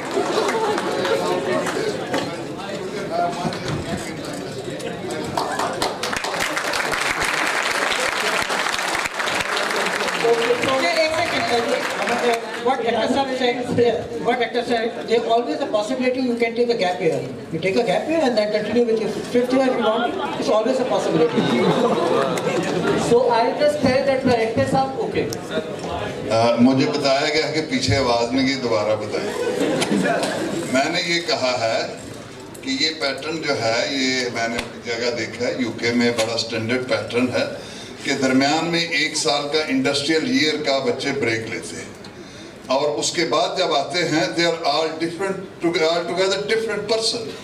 उनका अब level of understanding achievement वो बहुत high level का होता है, और in the long run वो ठीक है, बाहर लगता है कि आप नौजवानी में 1 साल बाहर आपने ज़ाया किया, एक्चुअली ज़ाया नहीं किया. If you register in some technology somewhere, now you register very high. तो ये बड़ी अच्छी प्रैक्टिस है. पाकिस्तान में लोगों को बड़ी बेचैनी होती है, फारग हो क्या हो गया, मुसीबत है, यूनिवर्सिटी से जान छूटे, इसलिए उस तरफ जाता कोई नहीं. मैंने अभी ऐलान ये किया है कि अगर आप लोग विलिंग हो दरमियान में 1 सेमेस्टर के लिए या 2 सेमेस्टर के लिए, I can allow you an industrial internship, यानी वहाँ पोजीशन आप लोग वहाँ जाके तो कर सकते हैं, बाद में आके अपनी डिग्री को.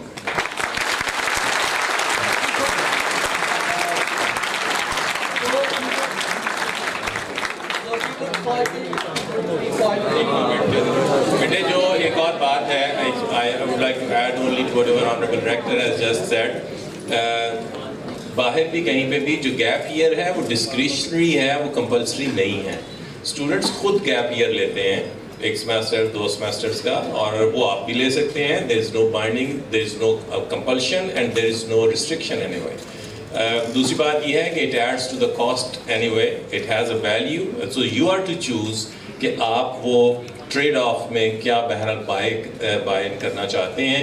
और दूसरी बात ये देखिए बेटे कि सर्टेन एक्रेडिटेशन रिक्वायरमेंट्स हैं, कोई सिस्टम भी पैथेटिक नहीं है, कोई भी आइडियल नहीं है. बहुत ज़्यादा एब्सोल्यूट टर्म्स में कोई इस तरह की टर्म्स एग्जिस्ट नहीं करती. एक्रेडिटेशन रिक्वायरमेंट है, इन इंटरनेशनल यूनिवर्सिटीज़ में भी एक्रेडिटेशन की रिक्वायरमेंट है. एक्रेडिटेशन बॉडीज़ हैं जो डिटर्मिन करती हैं कि मिनिमम कितने क्रेडिट आवर की डिग्री जो है वो एक्रेडिट की जा सकती है, बैचलर्स के लिए, मास्टर्स के लिए, etcetera etcetera. And this is what is being practised in Pakistan as well. Finally, Ji, thank you so very much. But the last touch base to you, you had a actors perspective, you had a guidance perspective, but आपका साल of लेना या ना लेना ना तो आपका मसला है, ना यूनिवर्सिटी आपको रोकती है. मसला उस मुआशरे का है जो आपको आगे कहता है कि तुमने 4 साल में डिग्री क्यों नहीं की। मसला उस घर का है जो कहता है कि तुम कब जाओगे काम पे और पैसे लेके आओगे। So it's not between you, it's the society who needs to encourage and be more inclusive. With this, thank you so much, Ji. Since we have our chief guest here, we had amazing delegates, we had a brilliant consensus report. The city that started off from NUCES, the city who was known for Sandalbai, the city which was known from Chenab colony, the city is now talking about industry. कहानी सूते मंडी से आगे निकल के अब तालीम, तकनीक और टेक्नोलॉजी पे आ गई है। फैसलाबाद के अंदर अब इंक्यूबेशन सेंटर भी है, बेहतरीन यूनिवर्सिटीज़ भी हैं, और इस दफ़ा ये बताते हुए कमिश्नर साहबा को हमें बहुत खुशी हो रही है कि सिंध के कोने से लेके हुंजात तक हमारे पास बच्चे फैसलाबाद पढ़ने आए हैं। तो नए दीवानों को देखें तो खुशी होती है। हम भी ऐसे ही thank you so much. We formally hand over the stage to the closing ceremony. Thank you so much all the delegates.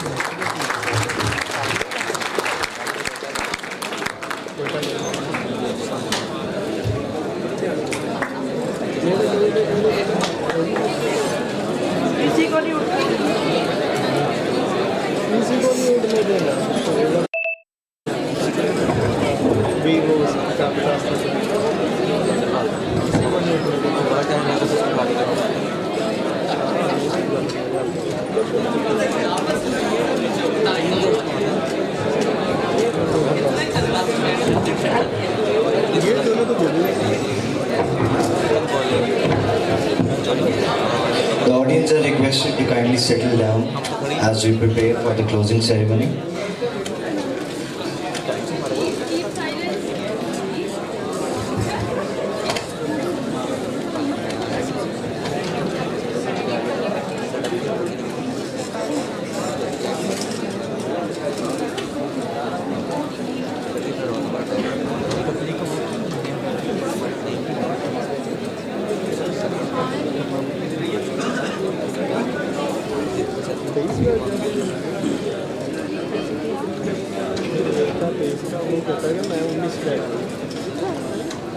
Ragging करने गए थे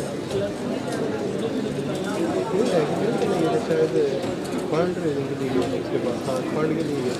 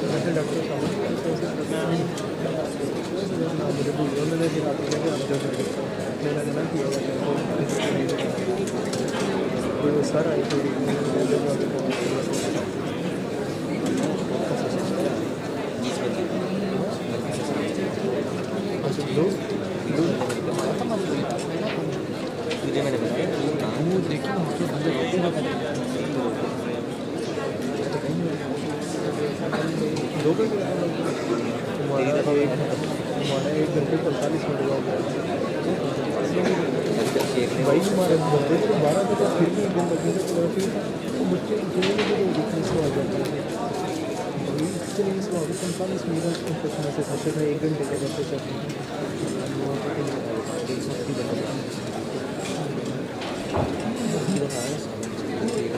सब बड़ा गंदा था यार भाई स्पीकर नहीं उधर कौन से हाँ वो पता इनको भी नहीं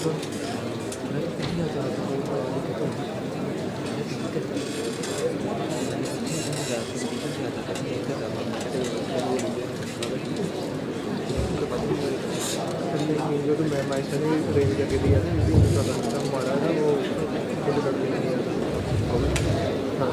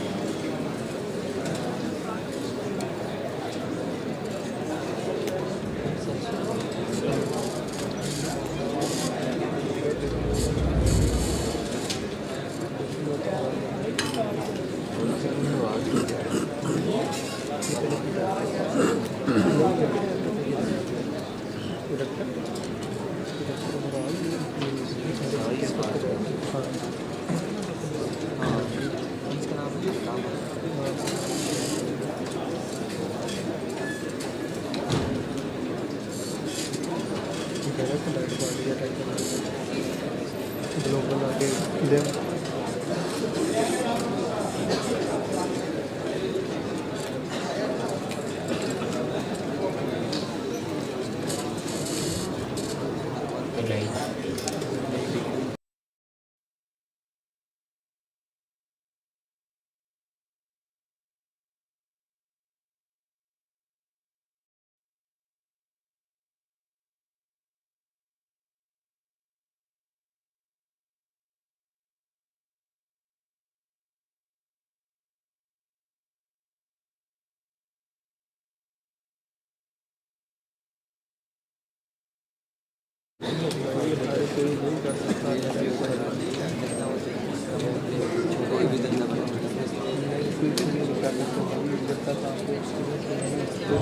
मेरे भाई के पास एक्सपीरियंस है जो हमारे फैमिली में बड़ा बड़ा है वो भी कर सकता मैं बड़ा As the curtains draw to a close on this remarkable technical conference, we find ourselves profoundly grateful and genuinely inspired. Over the last number of days, we have been immersed in the dynamic world of technology, witnessing the immense power of collaboration, innovation, and sharing the knowledge. We have witnessed breakthroughs, explored cutting-edge trends, and engaged in spirited discussions across various technical domains. In this short span, we have not only expanded our horizons, but also forged new connections and deepened existing ones. The exchange of ideas and experiences has been nothing short of enlightening and together. We have embarked on a collective journey toward a bright, more technologically advanced future. As we bid farewell to this incredible gathering, let us carry the invaluable lessons learned, the innovative concepts discovered, and the friendships forged with us. May the ideas ignited here continue to burn brightly, driving positive changes not only in our respective technical fields but also in the broader communities. The impact of our shared knowledge and passion can ripple far beyond these conference walls, shaping the world in innovative ways. Our heartfelt thanks go out to each and every participant, esteemed speaker, generous sponsors, and dedicated organizer. It is your unwavering dedication and enthusiasm that have made this event an unforgettable success, and we are eagerly anticipate the continued collaboration and breakthroughs that lie ahead. Until we meet again on our shared journey of technological discovery and advancement, let us carry the spirit of this conference forward with us. Thank you all for being the part of this incredible experience. Ladies and gentlemen, as we move towards the end of the proceedings, it is now my pleasure to call upon the program co-chair, Dr. Umar Aftab, to present the comprehensive report on the highlights and outcomes of this exceptional conference. Dr. Umar Aftab has played a pivotal role in shaping and curating the content sessions that made this event so impactful. Please join me in welcoming Dr. Umar Aftab on stage.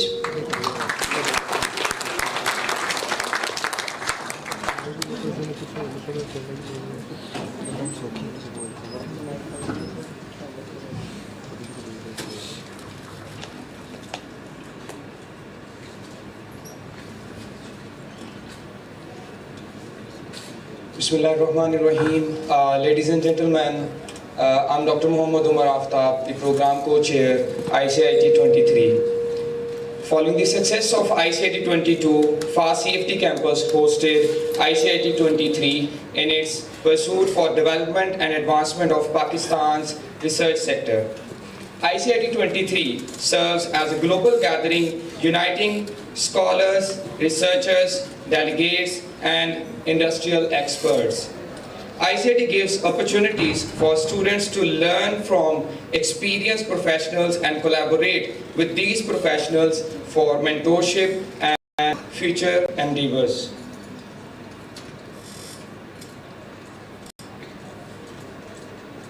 So if I talk about the keynote talks, a distinguished lineup of 22 scholars came to FAST CFD campus and delivered their talks. So we have 11 keynote talks from the Pakistan and 11 from the foreign countries.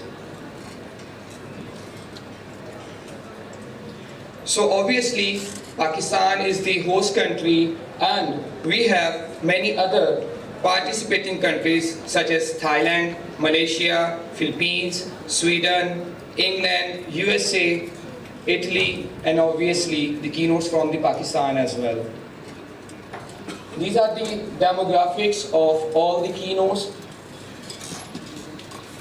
Furthermore, about the paper submission and acceptance stats, we have received this year 199 manuscripts from all over the world, from which our dedicated reviewers and teammates accepted 46 manuscripts to be presented here at ICIT 23.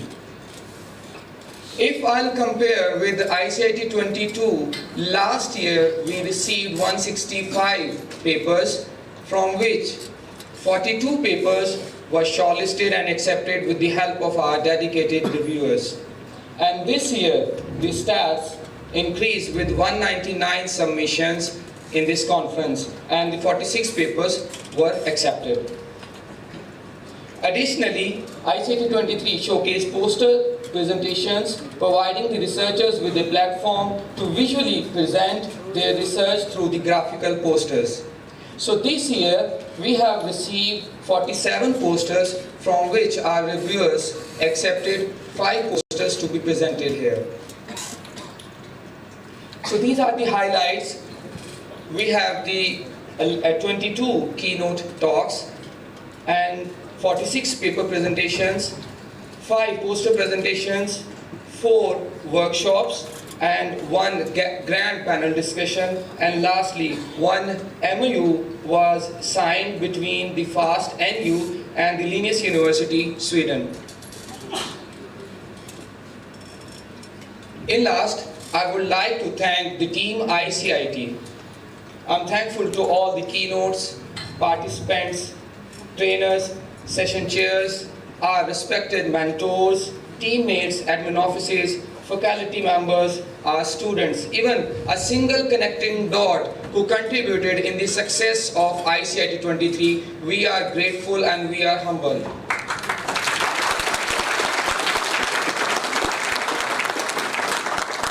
And lastly, it's always a team effort. You all made it happen. Thank you.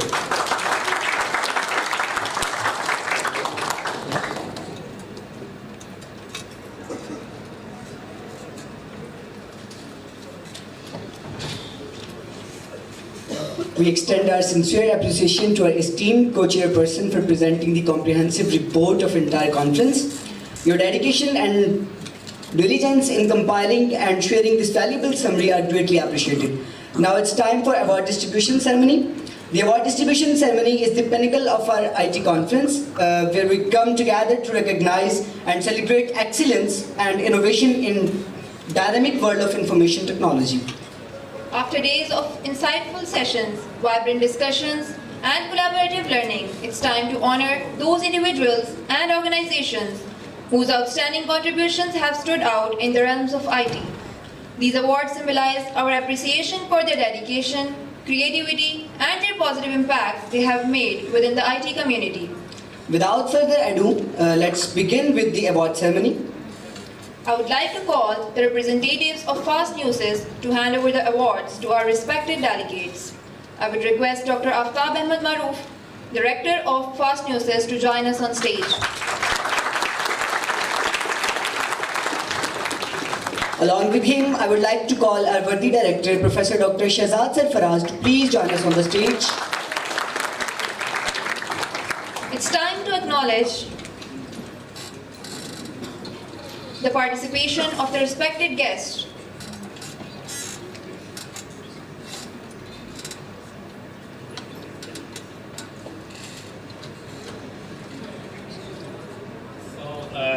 I think I should request the Commissioner Sahiba to join us it will be honor for the keynote speakers and international delegates if you join us.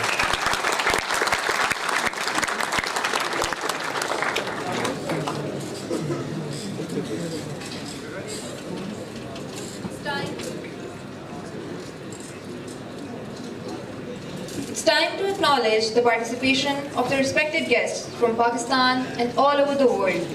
They will be presented a memorandum sheet.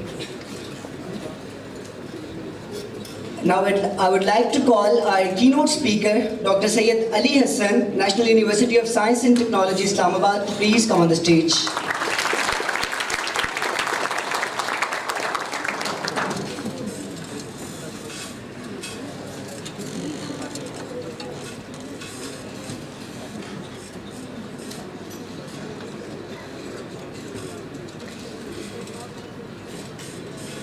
Now I would request to call our second keynote speaker, Dr. Basit Shehzad from National University of Science and Technology, Islamabad, Pakistan.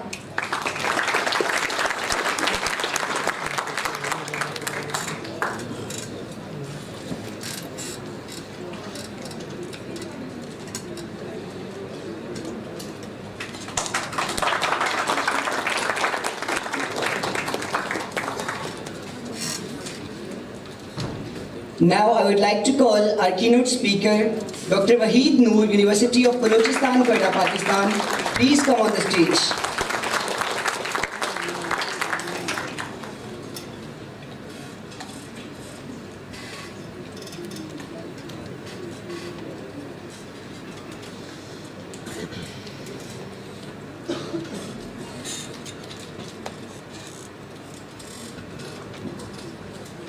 Now it's the time to call our next keynote speaker, Dr. Javed Ahmed from Sakhar IBA University, Pakistan.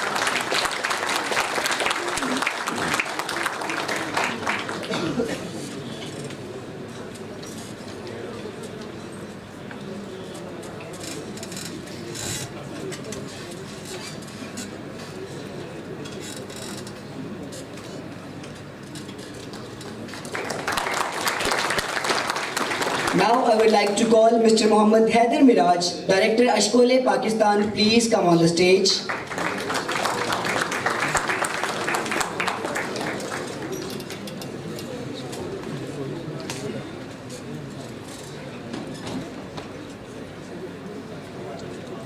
Now I would like to call our next panel member, Dr. Muhammad Atif Tahir, Director FAST NUCES Campus, Pakistan.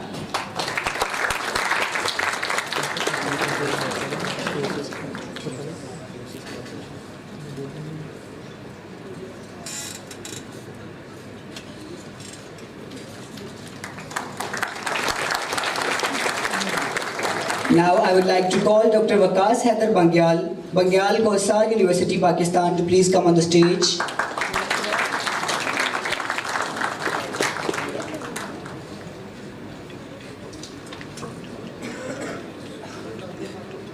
Now our workshop trainer, Wajahat Ali Zishan, Sakhar IBA University, Pakistan.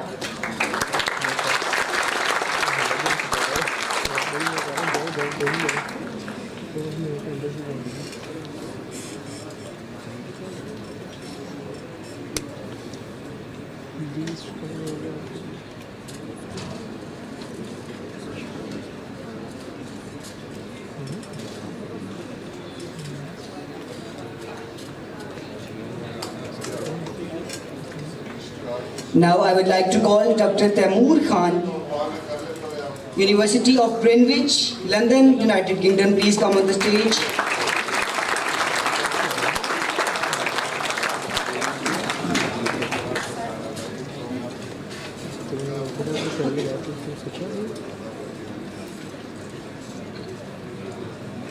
Our workshop trainer, Syed Muhammad Raza from Punjab Information Technology Board, Pakistan.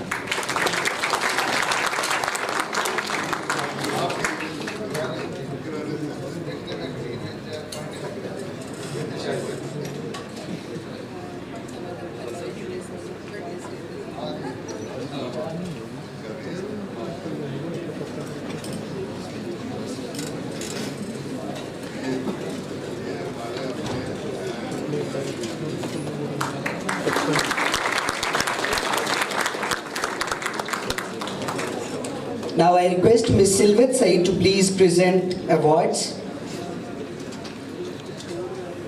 Our next keynote speaker is Dr. J.R. Principe, University of Philippines, Diliman. Please come on the stage.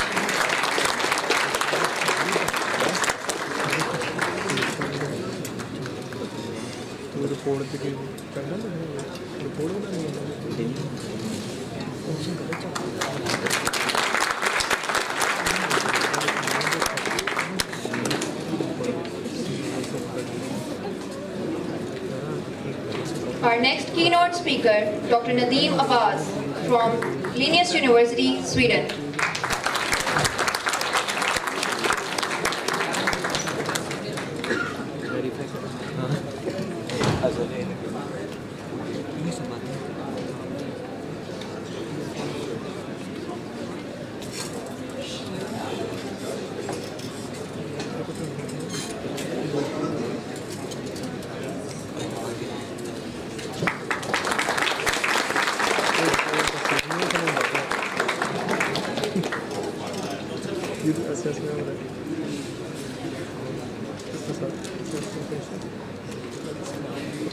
Our next keynote speaker is Dr. Vita from Thailand to please come on the stage.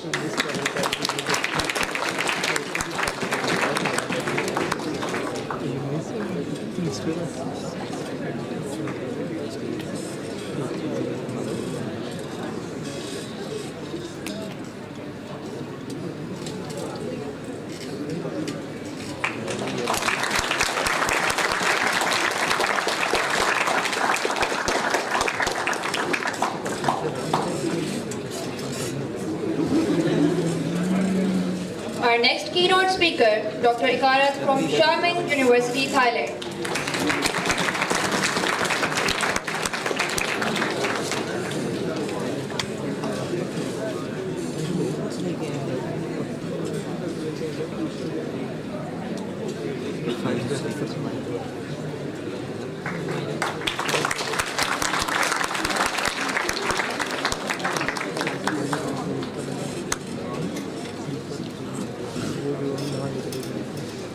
Now it's time for Best Poster Award. I would now request Ibrahim Ahmed Chima to please come on the stage.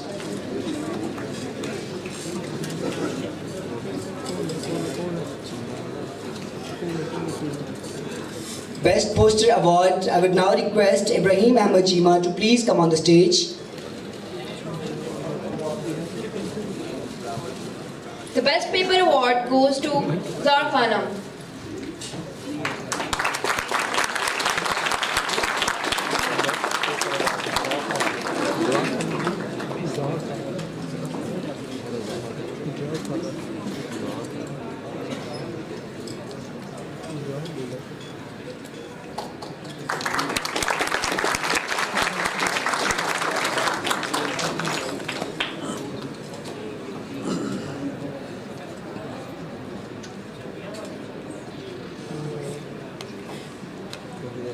Now it's time for sponsors, representative of Study Idea to please come on the stage and receive your shield.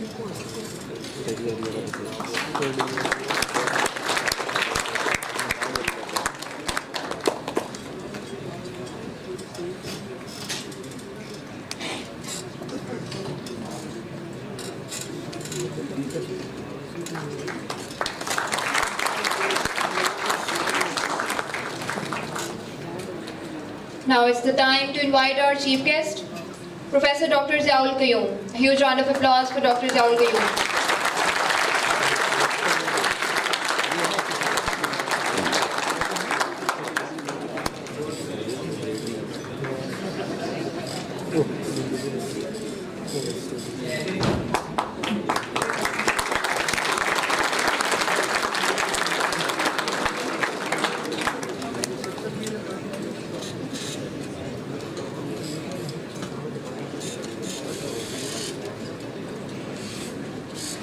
I would now request to our worthy rector, Professor Dr. Aftab Ahmed Maroof, to please present the award to our chief guest, Ms. Silvat Said.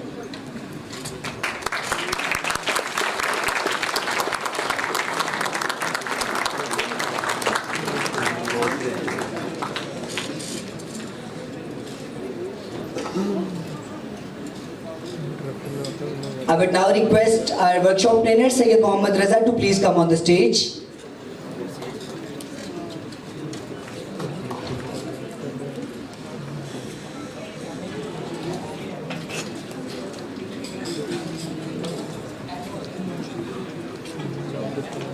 I would now request Mr. Haider Miraj, Director Ashkole, to please come on the stage.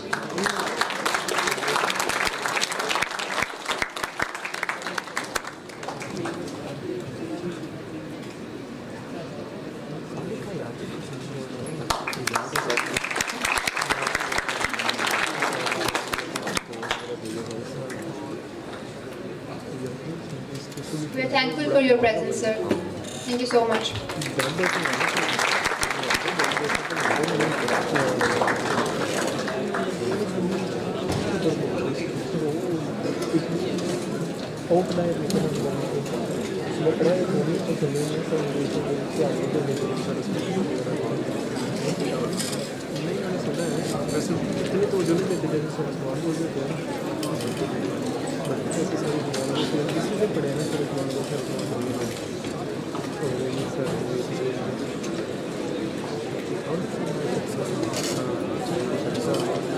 Ladies and gentlemen, distinguished guests and fellow participants, we are truly privileged to introduce our esteemed guest of honor, Commissioner Silvat Saeed, a dedicated public servant and a visionary leader who has been instrumental in shaping the progress of Faisalabad.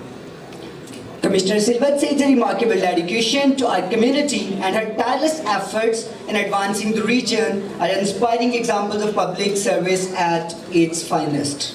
Today, as we gather here to explore the fascinating world of IT and innovation, Commissioner Silvat Saeed's presence adds a touch of distinction to our proceedings.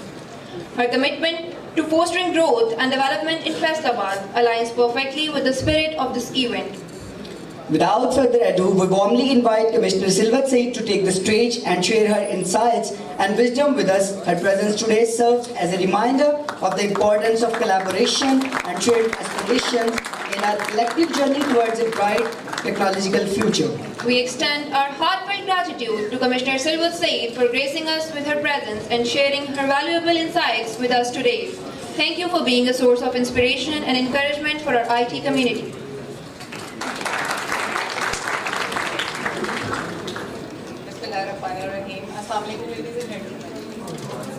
First of all, let me tell you that I'm actually greatly enthralled while visiting this prestigious university. We've been hearing about it for a very long time, but for a journalist like myself, this is actually an honor to be among such vibrant, innovative, and most promising minds amongst us in the country. So, firstly, I would actually be congratulating our Honorable Rector, Dr. Aftab Sahab, and our Director Sahab for inviting me to be amongst you. So, firstly, this excitement is actually quite, it's actually instilling in me a sense of promise and a sense of opportunity that Pakistan has in the Committee of Nations, inshallah, in the coming years, because we have got a great potential in the form of our precious human resource like yourself, which can be the engines of growth based on technology and innovation, because the world today, we all know, is divided by this technological boundaries. So we, as a developing country, have been the dump station for all the developers' products and being exploited to the maximum for our deficiencies in technological advancements and scientific research. But the institutions like yourselves, they are actually the torch bearers for the rest of the universities to follow suit, whereby we can actually claim our rightful position in the world with a bulging youth of more than 60 million people from the age 14 to 39.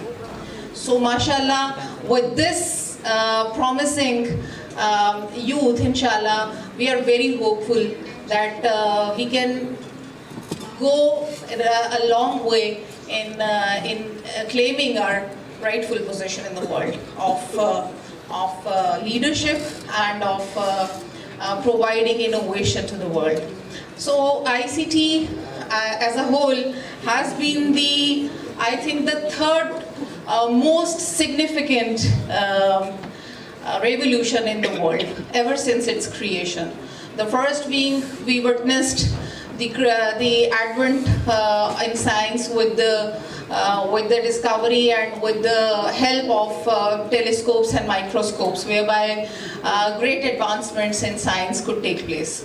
And next was our industrial revolution in the early 19th century. So now, ever since mid-20th century, we have entered this era of advancements through computer science and ICT technologies. And inshallah, as the world is now emerging, and I've heard so many students and our accomplished academicians telling how soon and how rapidly this technology is actually, evolving and changing the lives, even the way the scientific research is taking place. So this artificial intelligence, for example, has actually transformed the way scientific research is now taking place. We have seen the impact this ChatGPT has created, and we would be seeing so many voids that maybe human brain have missed at some point in time, that would be closed, or that gaps would be filled by such artificial intelligence tools, inshallah. But what is the reason for our deficiencies in bridging this gap? I would say that the problem lies in our primary education and not with the universities as such, because our primary education has not been able to instill in us that urge for further discovery and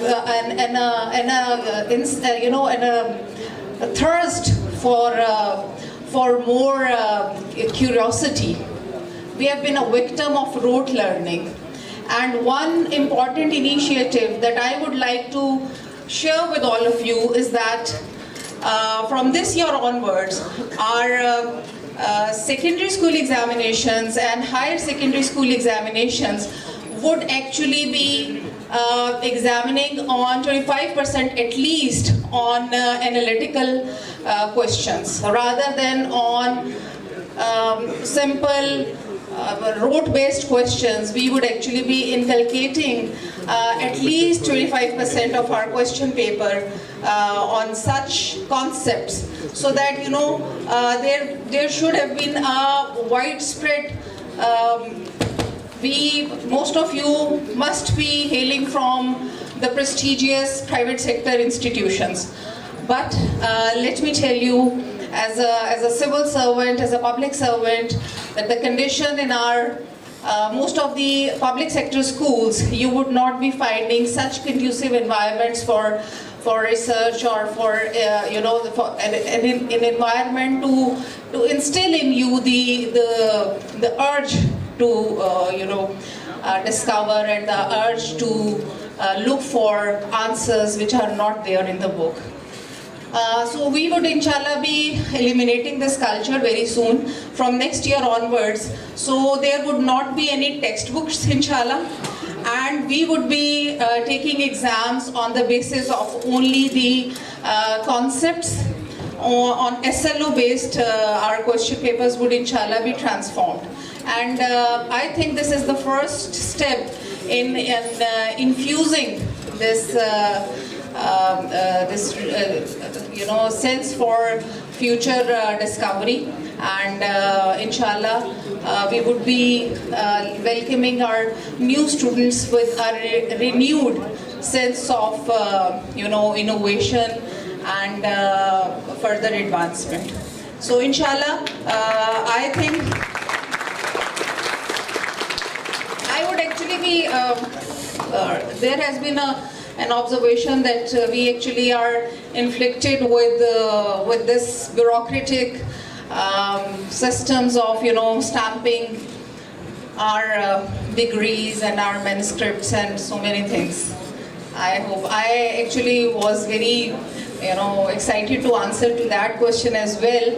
I would give my as a journalist my point of view, who interacts with the society on a very large scale, and people from all segments of society actually they are compulsorily have to meet civil servants like us. So one thing that I can safely say is that a society like a British society, and we have got our academicians from UK, they are very conservative in the sense that they don't even have a written constitution of their own.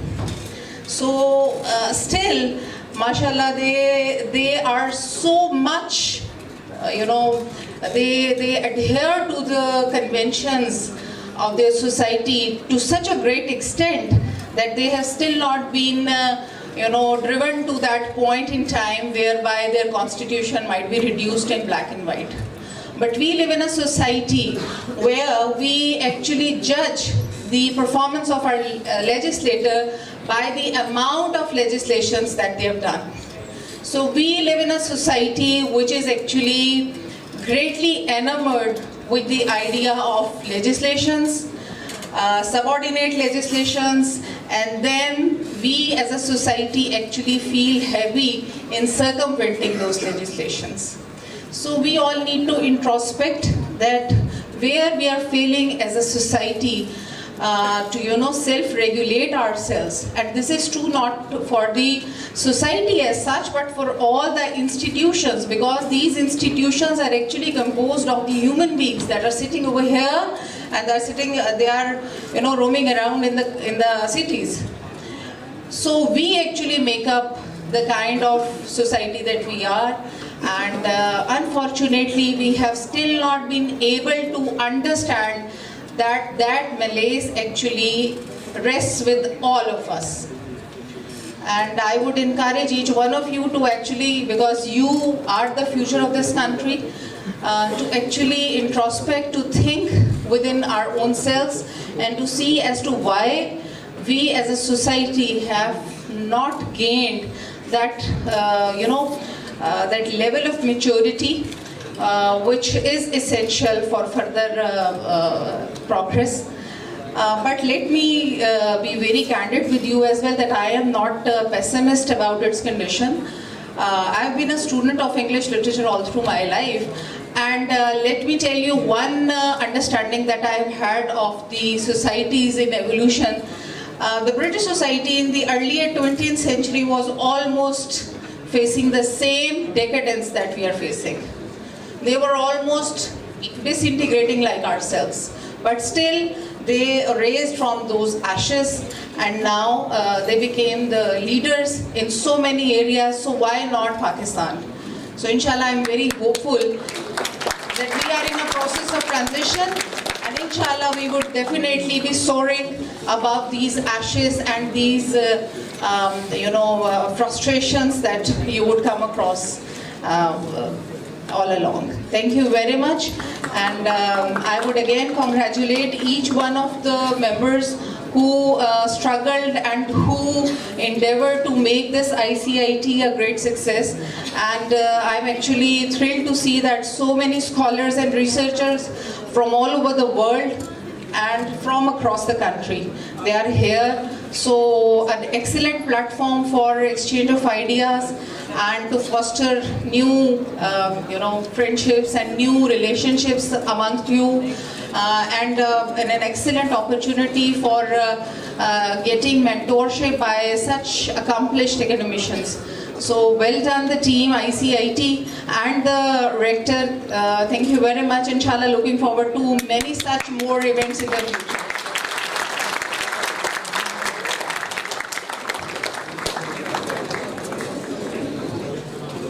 Thank you so much, ma'am, for your kind words. I would now request our worthy rector, Professor Dr. Aftab Ahmad Maroof, to please come on the stage and share your thoughts. Give a huge round of applause.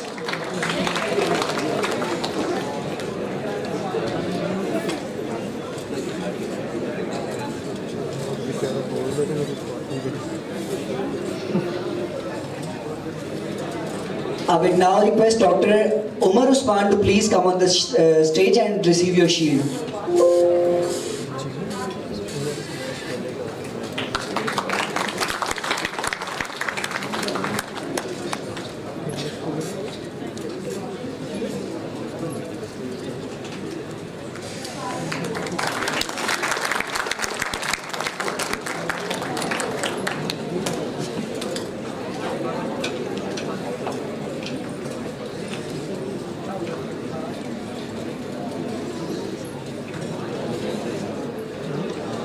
I would now request our worthy rector, Professor Dr. Aftab Ahmad Maroof, please come on the stage. Give a huge round of applause.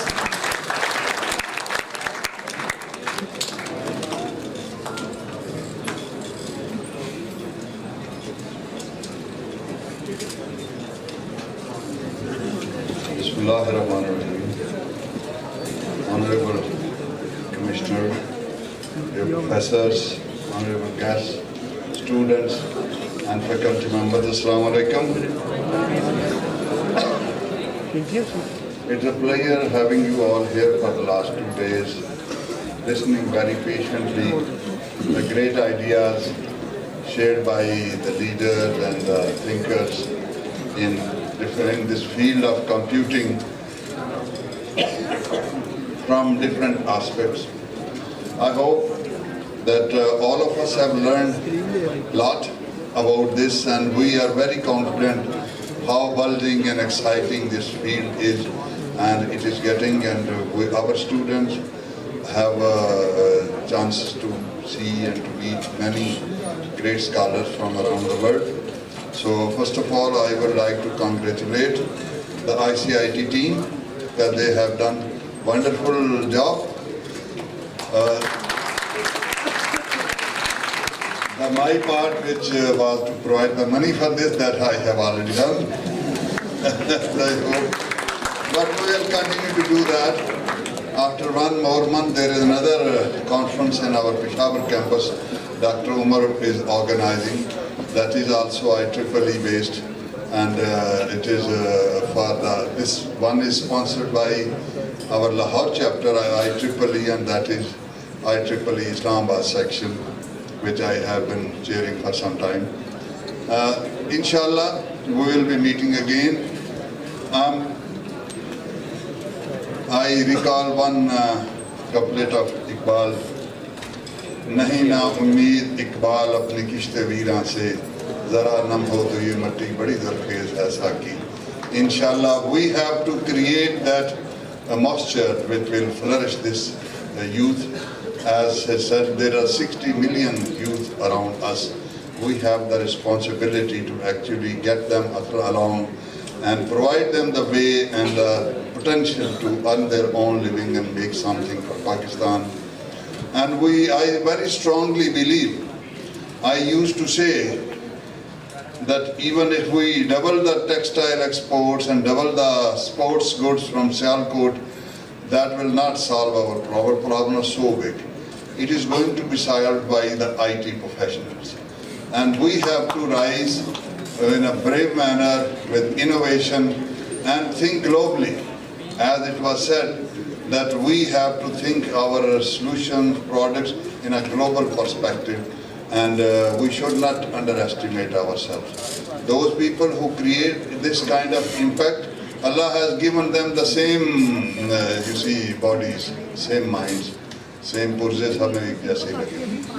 We have to learn to use them. So I am very hopeful, inshallah. As in IT industry and other industries in Pakistan, they rate us very high. just for the consumption of madam, we are a private sector university, which is basically a charity trust, FAST is, and the NPO, not-for-profit organization, and it is not owned by any state or any industry or any family. It's a true sense of foundation, which is owned by all Pakistan, inshallah. We at the top managing it, we are trying to manage it in a very dedicated manner. I am with FAST for last 25 years. I spent my whole life with this.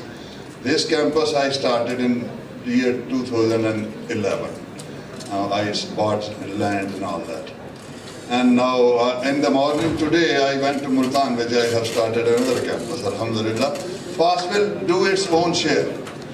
But if possible, as in one speech I said that my wish is that we should have 50 campuses in Pakistan, if we can make that happen. But on our own, whatever resources we have on our disposal, because we have targeted the middle and lower middle class. We have not targeted to the elite class. Our fees are rather very less, and only we're managing the expenses. So in this way, we can probably come up with a new campus after every 10 years, not before that. If the government helps us, we can do it a little faster as well. But we have the wish to do that. So all our friends who have come from abroad, I'm really grateful to them. And if there are anything which we have done some blunder, and we just apologize for that. I hope your stay over here had been useful and productive.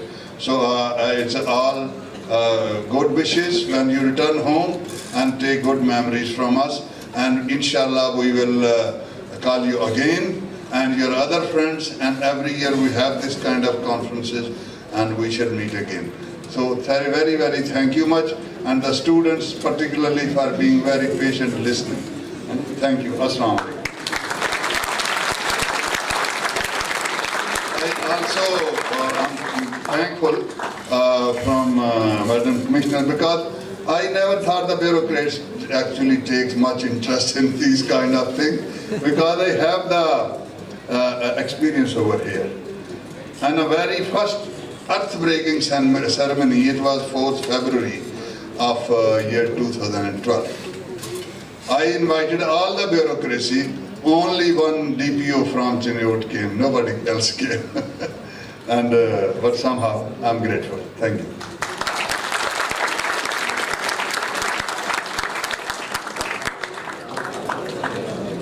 Thank you so much, sir. Now we have overview of proceedings of ICIT.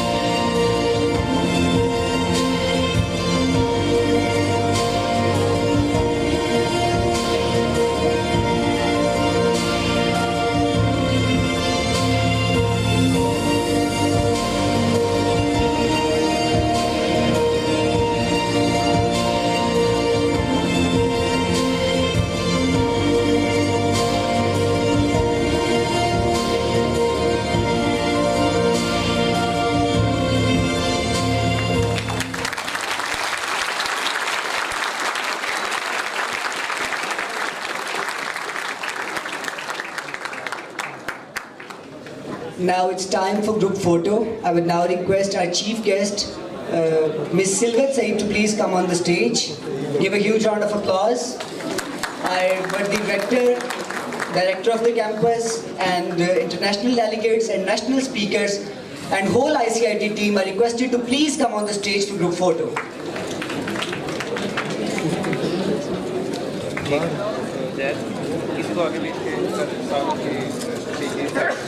क्या करूं?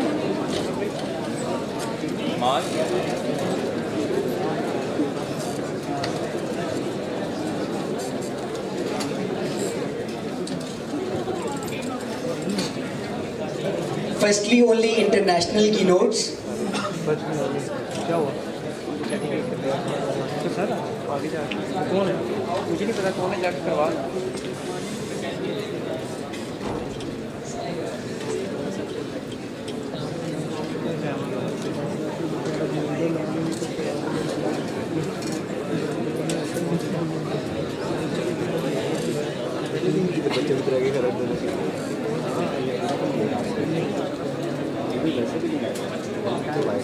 I request ICIT team and all the faculty members that please come onto the stage. All volunteers, students, please.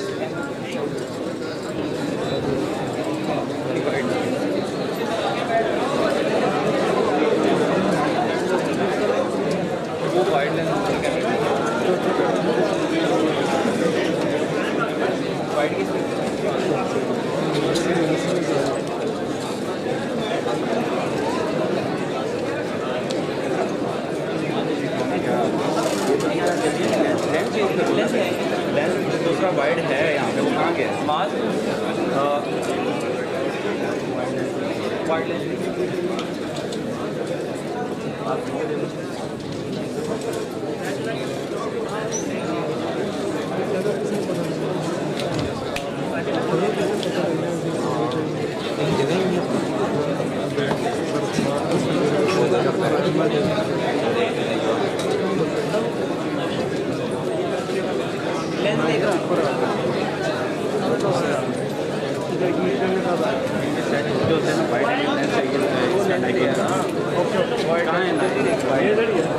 Asim किधर पकड़ाओ जल्दी, उससे जानते हैं।